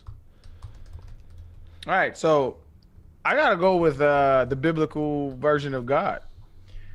Ooh, that's a spicy take. This just got That is, very but God in meta. hell. Whoa. He's in the fifth circle to me, bro. I mean, there isn't a chaps. Correct me if I'm wrong, but God has a higher body count, kill wise, than the devil in the Bible. Not even close. Everybody on Earth with Noah's flood. Come on. So That's wrath. That's literally what he. So sullenness is anger that is repressed. So very passive aggressive people. Well, you Jay could say Cutler. that too about Noah's flood, where it's like he's just watching like Job. you motherfuckers. That's vengeful fucking dude, man. Yeah. Kind of got. Okay. I mean, that's what God is called in the Old Testament. He's a God of wrath. Yeah, that's facts. He's in there.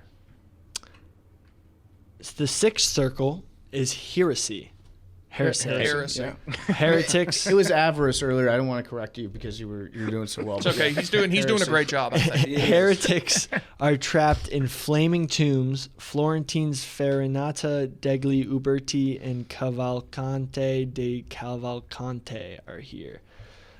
So heresy. I'm gonna go ahead and go first for this one. I'm gonna put myself there. Yeah. Like, if any of it religion is actually true, if Christianity is true, I'm big fucked because I have all the knowledge in my brain and I'm like, no, that's not real. I think I'd be super screwed. Yeah, you're the ultimate turncoat spy. You're like the was it Ethel Rosenberg from the 50s that sold us out, gave the nuclear secrets away. Mm-hmm. I would put in heresy. Pretty much every popular musician that's come around since the 60s. So you got AC/DC, you got the Rolling Stones, you got Lil Nas X in there. Funny you say that. Mine was Lil Nas X. You got Black Sabbath. You got just a ton of people. Motorhead, Korn. Really, the list goes. They could put on a pretty kick-ass concert in level 6 of hell. Man, bro, this shit sounds popping. It looks like Sounds like pyrotechnics, flaming This tombs. whole thing is a place where you'd like to have like a glass of bourbon with one cube in it and just walking around and hanging out with everybody. 7-story club. You go up the levels and cool shit happens. Like I'm a fan. Jeremy, what are you doing here? Oh fuck! I heard about your case. Don't put And your that's drink level down. 3. Sounds Yeah, like fucked up. I a don't wanna musical talk to you anymore. festival. Yeah, that's what I'm saying. Yeah, it sounds like a festival. I think that we should put together a music festival called the Sixth Circle. And just have like all the bands that had satanic imagery play, and it would be awesome. People would go to it. Seventh Circle. Like, 'cause if you honestly believe that, yeah, Avenged Sevenfold.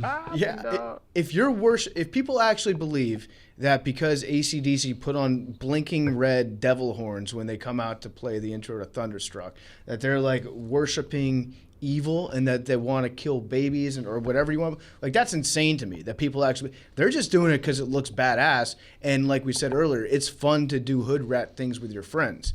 That might as well be the description of like why all these bands do the satanic imagery things. It's for that, and also just to piss off people's parents, so that their kids are going to want to buy the music more. Yeah, it's provocative. It's provocative. Gets the people going. So the Seventh Circle, violence. Oh, this sounds official. The violent against people and property, the suicides, the blasphemers, the sodomites, and the usurers.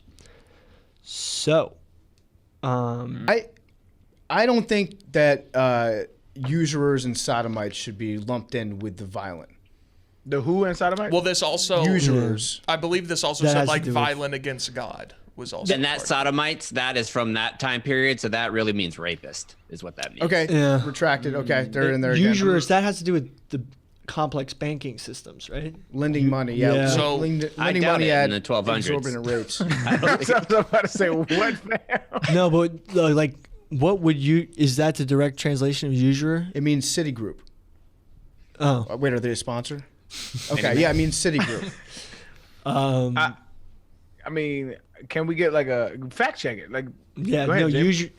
So usury is lending money at high rates, at excessive rates. I don't know. So if Loan payday sharkers. loans. Loan sharkers. payday loan, and yeah, I agree with that. Actually, I take back both things that I said. college Oh, loans. those dudes now, Oh, yeah. those agents that are giving out the loans to the, where you have to give a portion of your contract if you go to the NCAA. NFL. NCAA. No, I know what Chaps is talking about though. There was a guy who he's like the first guy to make it to the major leagues who did that. Wasn't it Acuna?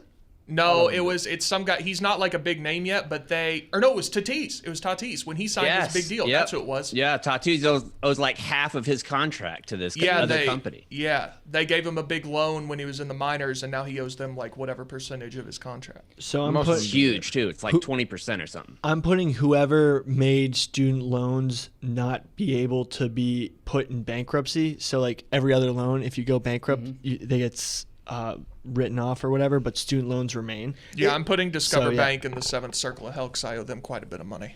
It's crazy though to think that the whole payday lending business was such a big part of the economy for so long. Like, the pawn shops, like I forget what the name of the nationwide pawn shop. I think it was like Easy Pawn or something like that. What they did to poor people in this country is fucking gross. Like I knew people that had to use that when I was working down in Texas. Like some of my coworkers would have to go there because like their car broke down, they needed a new set of brake pads or something like that, and they would have to go get a payday loan at these places. And the rates that they were getting just to get a 1 week advance on their paycheck would put them in debt for the rest of their life. It was honestly sick that they were able to get away with it for so long. Yeah. Sorry, I'm off my soapbox now. I fucking hate it. You're back in the seventh circle. You're in violence. Fuck you.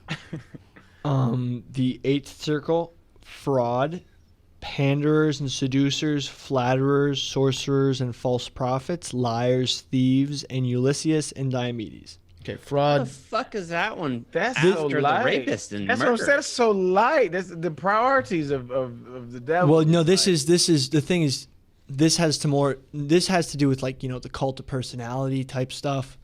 Like dictators, people who seduce a large amount of people to do Wilt Chamberlain? Allegedly. No, but seducers, He claims. Wilt Chamber, I think, would be in lust. If we're if we're saying that premarital sex is like bad, but this is more like people like Napoleon, like leaders who sort of. Hitler is guilty of this, but I'm putting him in the ninth cult circle. Leaders. Yeah, cult leaders, like Trump. Whoever start. Yeah, well, anyway, but but the thing is, some of these people like Ulysses and Diomedes. I mean, they were like the Odyssey was written after Odysseus, who's Ulysses. Yeah, why did he put you? That's what I'm curious about. Why did he put Ulysses in there? What did Ulysses do that was that bad? I might be just completely ignorant on it. I would, yeah. I mean, he did. I think he did seduce his men into doing, because he was the leader of a lot of men, and he made them do things that might have not been the best. Just for him, just so that he could get back to his wife. Yeah. Right? Yeah. So, okay. If that's like the worst person that you can think of. I think it's because it involves lots of orgies lot on of the people. front lines there too. Yeah, that's true. Achilles. Work hard, play hard. Mm-hmm. Back in the day. Yeah, so the seducers, I think that maybe there's a better translation than like seducers and what was that other, panderers? Swindlers, like the Swindler's a good word. Bernie Like Bernie Madoff. Bernie Madoff? Yeah. I thought you were going to say Bernie Mac. I was like, oh. No, I would never. No, but people like Frauds, the Baltimore Ravens. like people who take Jeremy advantage of their power and like. Oh, what about foul ball guy? Ooh, wait, now you think he's a fraud? Yeah, well, I think he's a swindler. I think that he knows where to go and like he steals balls from children. That's got to get you can pay like some outrageous amount of money to go to a game with him, and he will catch balls for your kids. Yeah, and so that's kind of also the what was the other one? That's the most niche version of Cameo. Yeah, online. And it's like, I looked it up one time. It's like an outrageous amount. It's like $1,000. What about? Yeah, well, he's also a fraud because he gets most of his balls from just going to batting practice. He just gets there 5 hours before everybody, and is the only person they outfield with a glove, and then he counts those as the balls that he catches. I'm gonna hang out in left field when this guy's batting. Wow, what a brilliant strategy! All mall cops. Mall cops is frauds.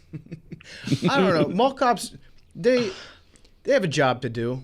They're just getting paid. The worst malt cop story was that one dude who went viral. I think it was on Vine for farting. Like he was mall fart instead of the other one. Yeah. And he would constantly fart on Vine, and he got fired for it from his security job. Terrible. I think I have a problem with mall cops that love being mall cops. I don't have a problem with mall cops that are just that's their job. You know? That's what I'm with. But that. a lot of kids stir up shit in malls. That's what I'm saying. I was definitely guilty of it. Yeah. That's why I'm saying, like, yeah, I mean, I feel bad about things that I did to mall cops back in the day. It was just like, here's a really easy authority figure that you can target with no consequences. Honestly, who's making minimum wage? Yeah, it was kind of a pussy move on my part to do that when I was a kid. Walmart attendants. Yep. You was fucking with Walmart attendants, Yeah, that's fucked up. I'm sorry. Well, you're in the first circle. No, when you're like on Black Friday fucking around in Walmart. Yeah. Never mind. All right. Let's keep moving. We're on circle 9 now, right? Yeah, this is the last circle. Treachery. Betrayers of special relationships are frozen in a lake of ice. Satan, Judas, Brutus, and Cassius are here. Sounds like Dante got cheated on. I'm about to say, heartbroken nigga wrote this shit, man. Ain't no question. Nigga, you in the top floor of hell with those rapists, murderers. Like, oh, but like, no, if you cheat on me, though, you on the top. All right. He's just I like loved her. He was like my ex-wife in circle 9. End of the end. Well, isn't that nine, for sure. in the poem, like he's trying to get to his Beatrice or whatever, like the woman that he loved, right? Like that was part of this whole poem. Mm-hmm. So like I think that lends itself to the fact that he was pissed off. He was down bad. Yeah. He was down bad. I love that. I love that's how he ends it. He's like, and finally, Sharon, My wife. you're there. That bitch. I gotta say, that's sad though, dog. Like the folklore of hell ends with like a cat who got cheated on. I don't think. I think it's he might have. She inspired the imagery that we have in our heads today, though. That's all because she was horny. That's fucked up. Where they put the adulterers in here?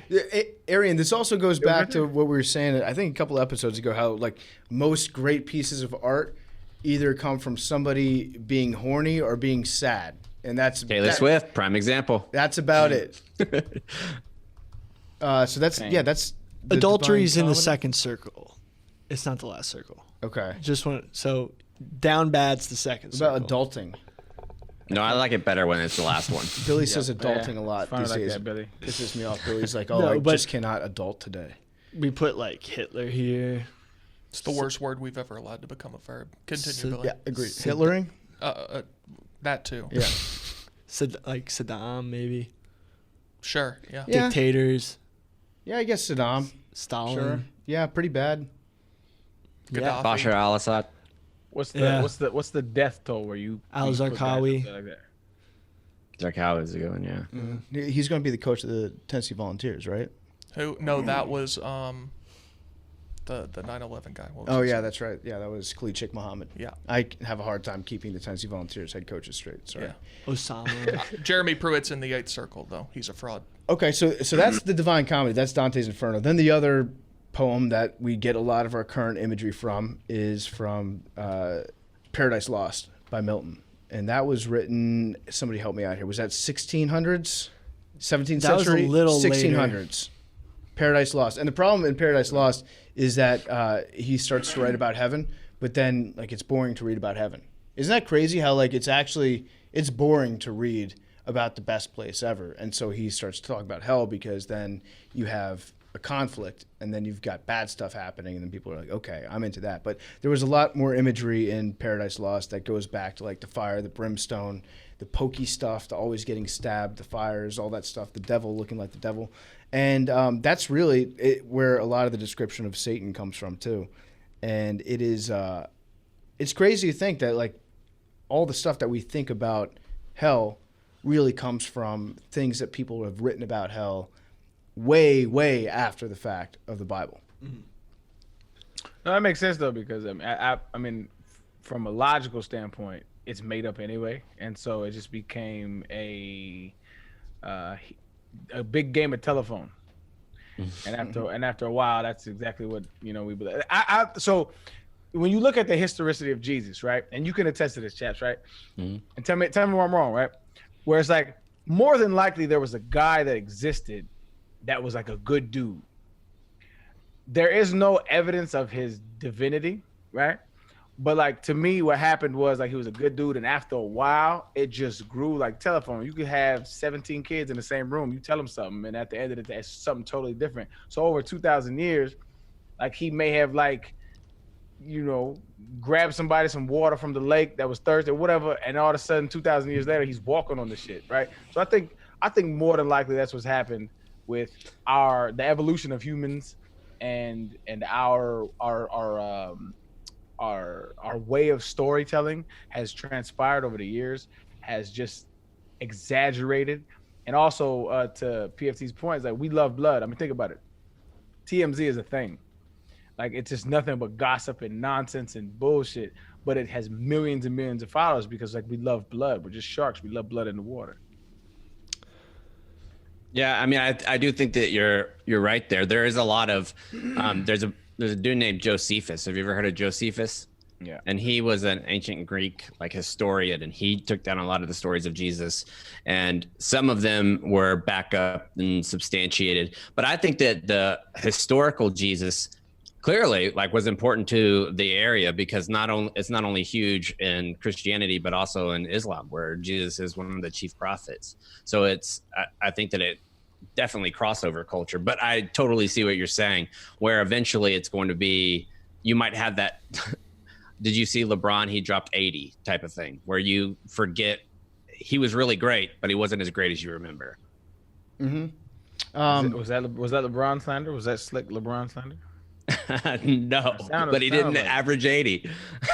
I hate you. I hear you. So, but before we get into, I want to finish up the show with two things. One, I want to power rank the different names for Satan because there are a bunch of names out there, and I think that some of them are very cool, some of them suck. And also, we have a bunch of emails to get to. You guys asked us questions about hell. We're going to try to answer those.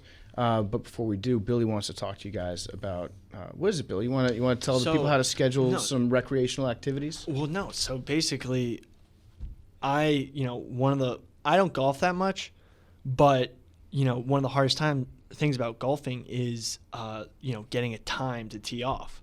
So the golf season is in full swing, and now is the perfect time to get on the course. The Barstool team have put together a golf time app. So if you're trying to book a tee time, look no further, as we, Barstool, are officially announcing the launch of the Barstool Golf Time app. In partnership with Supreme Golf, the Barstool Golf Time allows you to book tee times at thousands of courses. After you book, take a picture or video of the course you're on and submit an official review.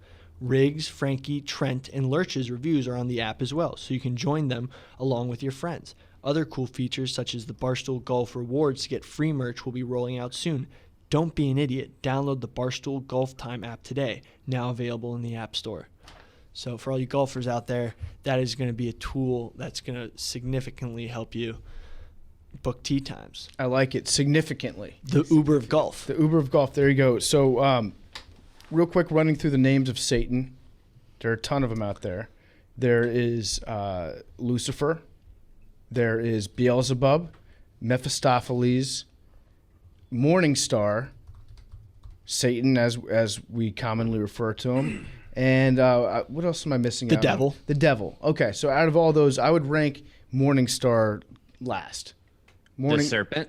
Oh, the from serpent. Adam and Eve. Yeah, the serpent. I just think that Morningstar is like, it sounds like some holistic yoga mom. That's like a vegetarian breakfast sandwich. Yeah, like one that tastes like wheat. Like the bun is super crumbly, you know? What about Baphomet? Baphomet? Baphomet.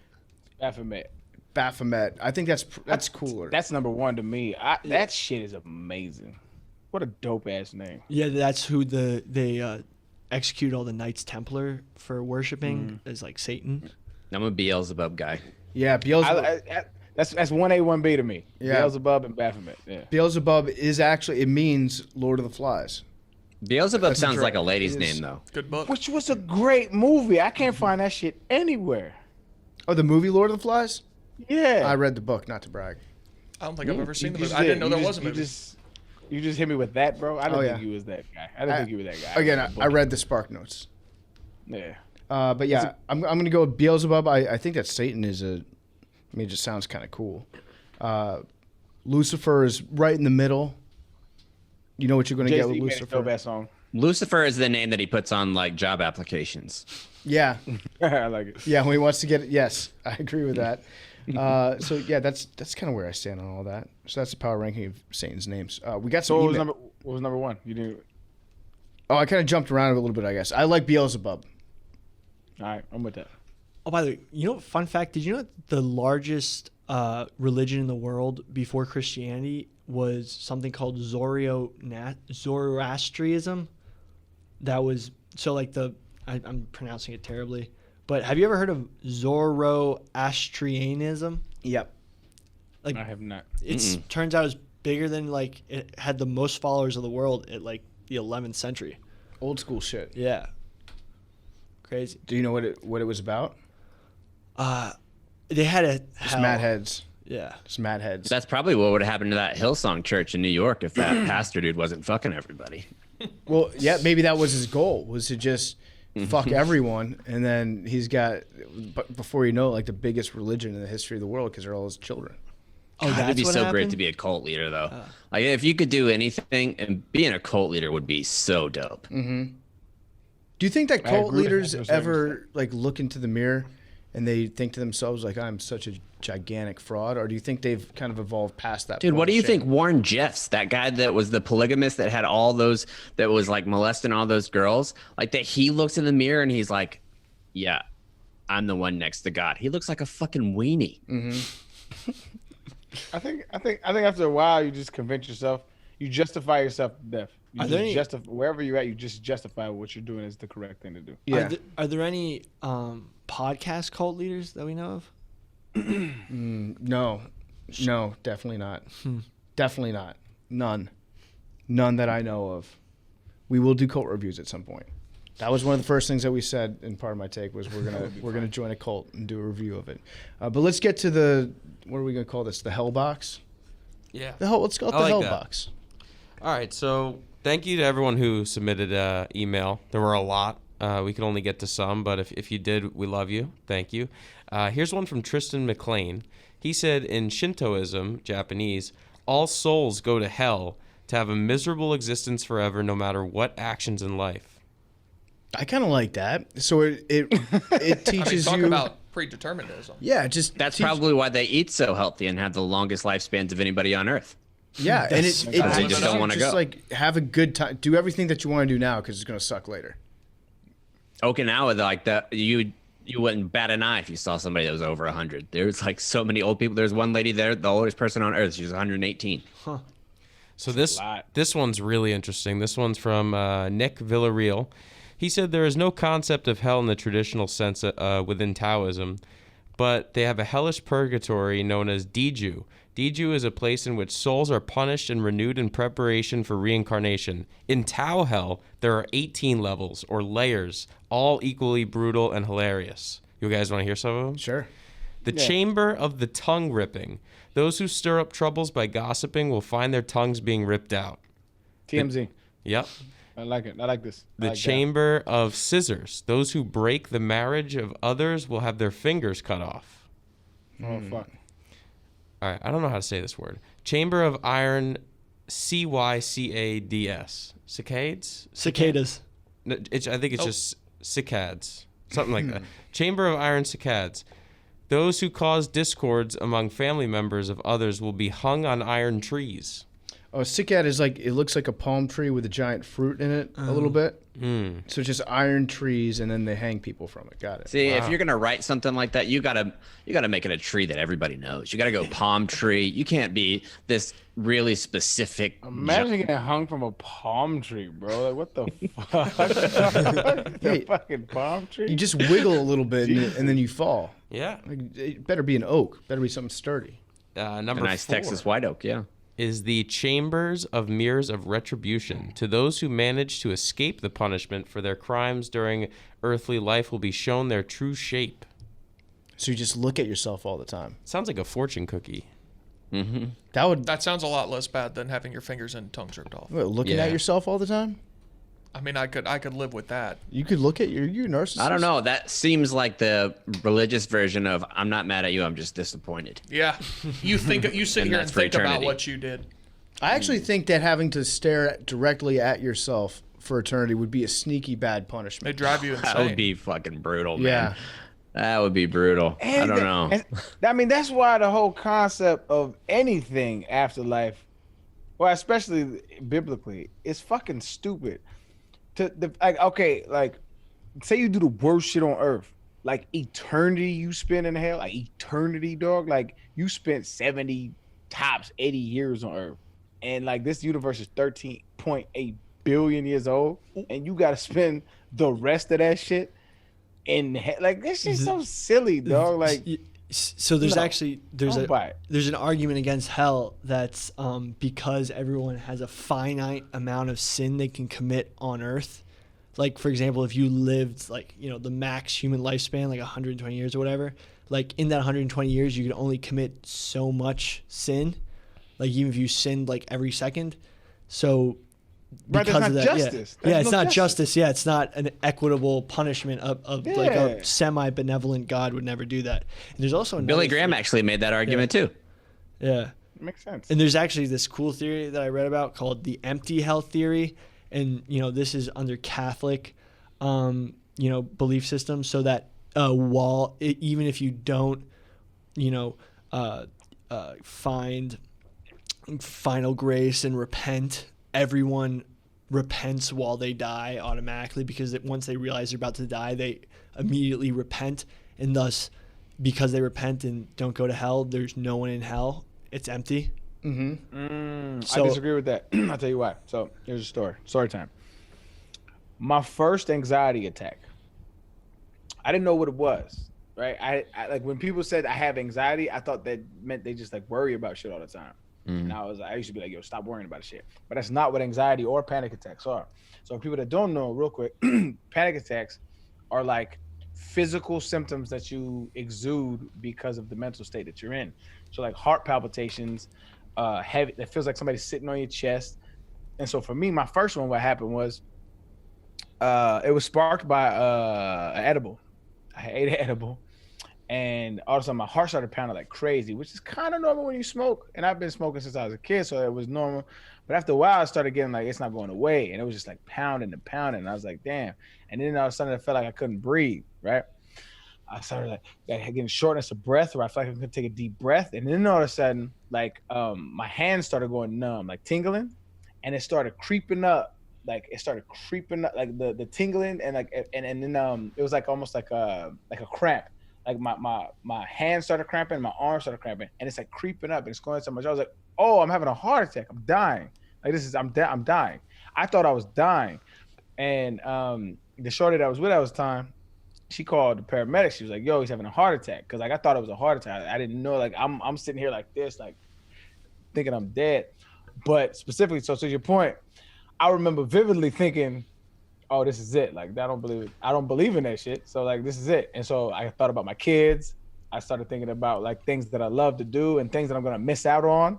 But I specifically remember thinking like, is there a, no, fuck that. I'm just, I had the same thought process as you after I got shot. I was sitting underneath the stairwell and thinking about my kids and family. That's it. Wasn't thinking about afterlife. yeah. No, but they're claiming, these are Catholic theologians, like when you're going towards the light. Hold on. They're type Catholic Say that word again. theologians. Yep. It's close. That's what he said the first time. Okay, when have I ever would have heard that word before? You the Well, smartest we've dumb said nigga I've it ever like met, 4 bro. times during this podcast. Are you smart though, bro? I really I would say Theologian. theologian. Theologian. Okay, theologian. Theologian, There's so they're like saying like that going towards the light type thing, and even once you get to light, maybe before you get to heaven's gate, you repent. So They give you one last chance. yeah, Last chance kitchen to go back on it. I don't- But then if they're saying it's nobody It's like God's has counting like said you Well, do like, your guys, parents. you- One, but like it's two. Okay. You're real. Now, You're real. it I is swear. fascinating though to read people that have done studies of folks that have had near-death experiences and seeing like people who are really close to dying. I'm talking about like some people that have died on the operating table, have their hearts stop, have just came as close as you can come to dying, and how a lot of people have like very, very similar experiences in We should that do state. a show on a whole episode on that, because what really got me into that was DMT. DMT is fucking fascinating, and what's so fascinating about it is, like you said, like everybody has a very eerily similar experience. And I don't know if it's because that's what you expect, like the near-death experience, and so that's kind of what you imagine, or if it's actually what you experience. It's fascinating. But go ahead. I'm sorry. Now we are actually the Joe Rogan podcast. We've made the final evolution. Billy has found a way to engineer a Joe Rogan experience here at Barstool. So he is geeking right now. how is it? He's a Joe You Rogan- guys he's a made Jamie- this he's a Joe podcast. Rogan plant. No, I'm not. You guys made this podcast. I know. Billy actually was a happy You accident. named it Macrodosing. Billy was a happy accident to join this podcast. He found out about it the night before it started, and he was like, Can I be your Jamie? And I was like, absolutely, Billy. That's perfect. I'm just saying DMT and being like, oh, it's your fault we're talking about DMT, and the podcast is about I know, psychedelics. I know. Come on. Well, yeah, okay, fair enough. But We love you, Jamie. we do. Thanks. We do. Anybody have anything else to add? Do we want to take one more? Is there one last good hell pail? Let's dig through here. Hell box? I forget what I called it. The Hellbox. Religion is very psychologically healthy for people who truly believe, like going to church or going to a I do place of believe that. worship. And people who do truly, believe that. when they leave, they get the same endorphins as if someone who worked out. Yeah. There you go. That's why you like it. It always. I also think the teachings. Spiritual- I am not religious anymore, but I teach my kids the things that Jesus said. I mean, if you blessed are the poor in spirit, like if you like take care of people, like be a good person, like hunger and thirst after righteousness is Matthew 5:6. I think that's a great mantra to live your life by, is to try to be as nice and kind as you possibly can. It's good shit. I've actually, So- ever since so- starting this podcast, I've been going back and doing a lot more research into the things I was taught as a kid about Quakerism and about like the lessons that we learned in church. And actually, like through doing this show and talking about it, it's made me more in tune with the things that I was taught when I was growing up in that church. And the more I look at it, it's just basically like what you said, Chaps. It's like believe in these teachings, and then if somebody thinks that like believing in heaven will make them be a better person, then that's awesome, good for them. But that's not contingent on you. Like one thing does not have anything to do with the other. in the Yeah. eyes of those teachings. So I wouldn't consider myself like, you know what? I'm dangerously close to becoming a basic bitch and saying like I'm not religious, but I'm very spiritual. I almost said that. I almost fucking said that a second ago. And if those words ever leave my mouth, You start asking people what your sign is. Oh, for sure. Yeah, I want you to fire me if I ever say those words. So from an atheistic standpoint, right? I used to be one of them atheists who would challenge religious people on the doctrine. I would challenge religion on like, all the time because I used to think it was like harmful. I used to think it was like detrimental to society. I used to think that religion was like a disease. But I've grown since then, and I feel like it is a cultural coping mechanism for the fact that we don't know why the fuck we're here. Like we just wake up one day and you're like, okay, I got to do things, and they're doing things. I'm gonna do the things that they do, and I don't like. It's just a weird, like the Earth is a weird place, and we're just all here. It's just a wild thing if you actually just sit and think about it. But religion is kind of like this coping mechanism of like, it gives people purpose. It gives people like, oh, this is why we're here. There's somebody watching over us. And so, although I don't believe that shit, I do believe that people don't have the luxury to sit and think about these things because they're trying to pay the bills, right? Which is a whole nother economic conversation. But the majority of people's time is spent trying to just keep the lights on. And so they don't have the luxury to sit and think philosophically or theologically about all of these conundrums or whatever. And so where I used to be like super down on religion, I'm like, people need that shit because people don't have the time to sit and sort out morality on a philosophical level that is that has the depth that a lot of these philosophies have on it. And so it's like, so for me now I look at religion as like, okay, it's just like a foundation to people trying to get an understanding of how to be good and how not to be good. And so like, while I don't agree with it, right? So super staunch like religious people, like they piss me off, like, and I'll go at them. But for people who are just like casually, like I'll go every now and then, like I'm with you, man. Just be a good person. It could definitely have a placebo effect for mental health, no doubt. Yeah. Facts. Everyone thinks anxiety and depression are these new things the young kids have, but no, like when people had it, like, back in the day, they would pray because they truly believed in, what they believed in, and prayer would like stop anxiety attacks and instill hope, which a lot of people, it's definitely, my generation is much less religious than the ones before us because we grew up in a totally different environment. But that has always been the case though. Like if you look back, like, and that's the thing about like conservatism, not to get political, I apologize. But if you look at like conservatism, like all it does and all religious fundamentalism does is concede ground over time. Because after a while you realize that the like when you really put those views and that ideology under a microscope, like it just doesn't hold ground. Like it can't. But yeah, there's this dude named R.C. Sproul who's one of the like foremost thought leaders in Reformed theology, and he talked about that. He said that he firmly believes that what is Reformed theology? So Reformed theology would be like they are the ones who believe primarily in predestination.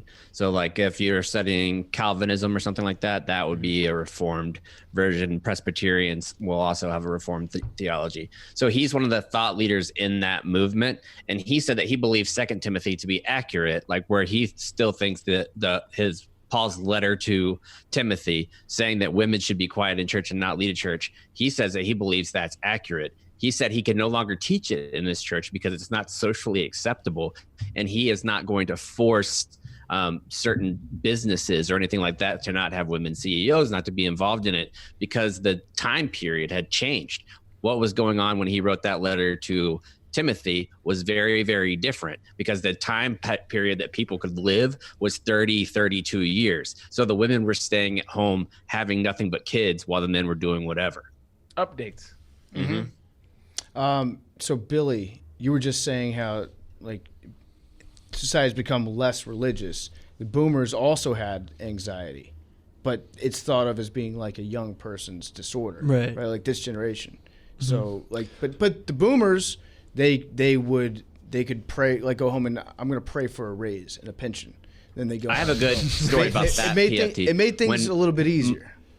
One of the interviews I did was with a guy who was on Iwo Jima, and he was in the Battle of Iwo Jima, And during our interview, I asked him, I was like, do you think that you suffered PTSD? Because it's not talked about a lot from World War II veterans. And he said, no, I wouldn't think that I have PTSD. I mean, I haven't had a solid night's sleep in over 70 years, but I don't think I have PTSD. They just didn't realize it. It was called something else. Didn't have a name. Yeah. Mm-hmm. All right. Well, before we get going, I think that we've covered a lot of ground today. We have to stop at some point. It's been like 2.5 hours. So we're going to call it. This is a fun episode. Want to hear what you guys think. As always, just tell us that we're handsome. And then you can give us whatever constructive criticism that you would like. But Arian, you need to guess on Big T's underwear right now. What color underwear is he wearing? I think he went regular gray today. Regular gray? So Let's see. it's not regular gray. It's a festive gray. It's a navy gray. It's a navy blue and gray mix. Let me see. Is it? Yo, that's gray. That's gray. That's just That's 100% gray. You're just wearing gray That's over here. unbelievable. I mean, it's Well a blue. done. Back, baby. I'm back, baby. I think Let's Arian's go. like It is a 500. I think you're batting 500 on guessing. Well, one day you'll I just think be that's wearing. the third one. You'll be wearing bright orange underwear all Yeah, the that's time. that's and three you're out in of that's prison. 3 out of 5, right? That's 3 out of Like 5. That's 7. over 500. No, this is That's a 7. good This is baseball episode game. So 7. 3 for 7. That's incredible batting average. Hall of Fame. Hall of Fame numbers. Hall of Fame numbers. For sure. All right. Well, thank you guys. We love you, and we will talk to you next week.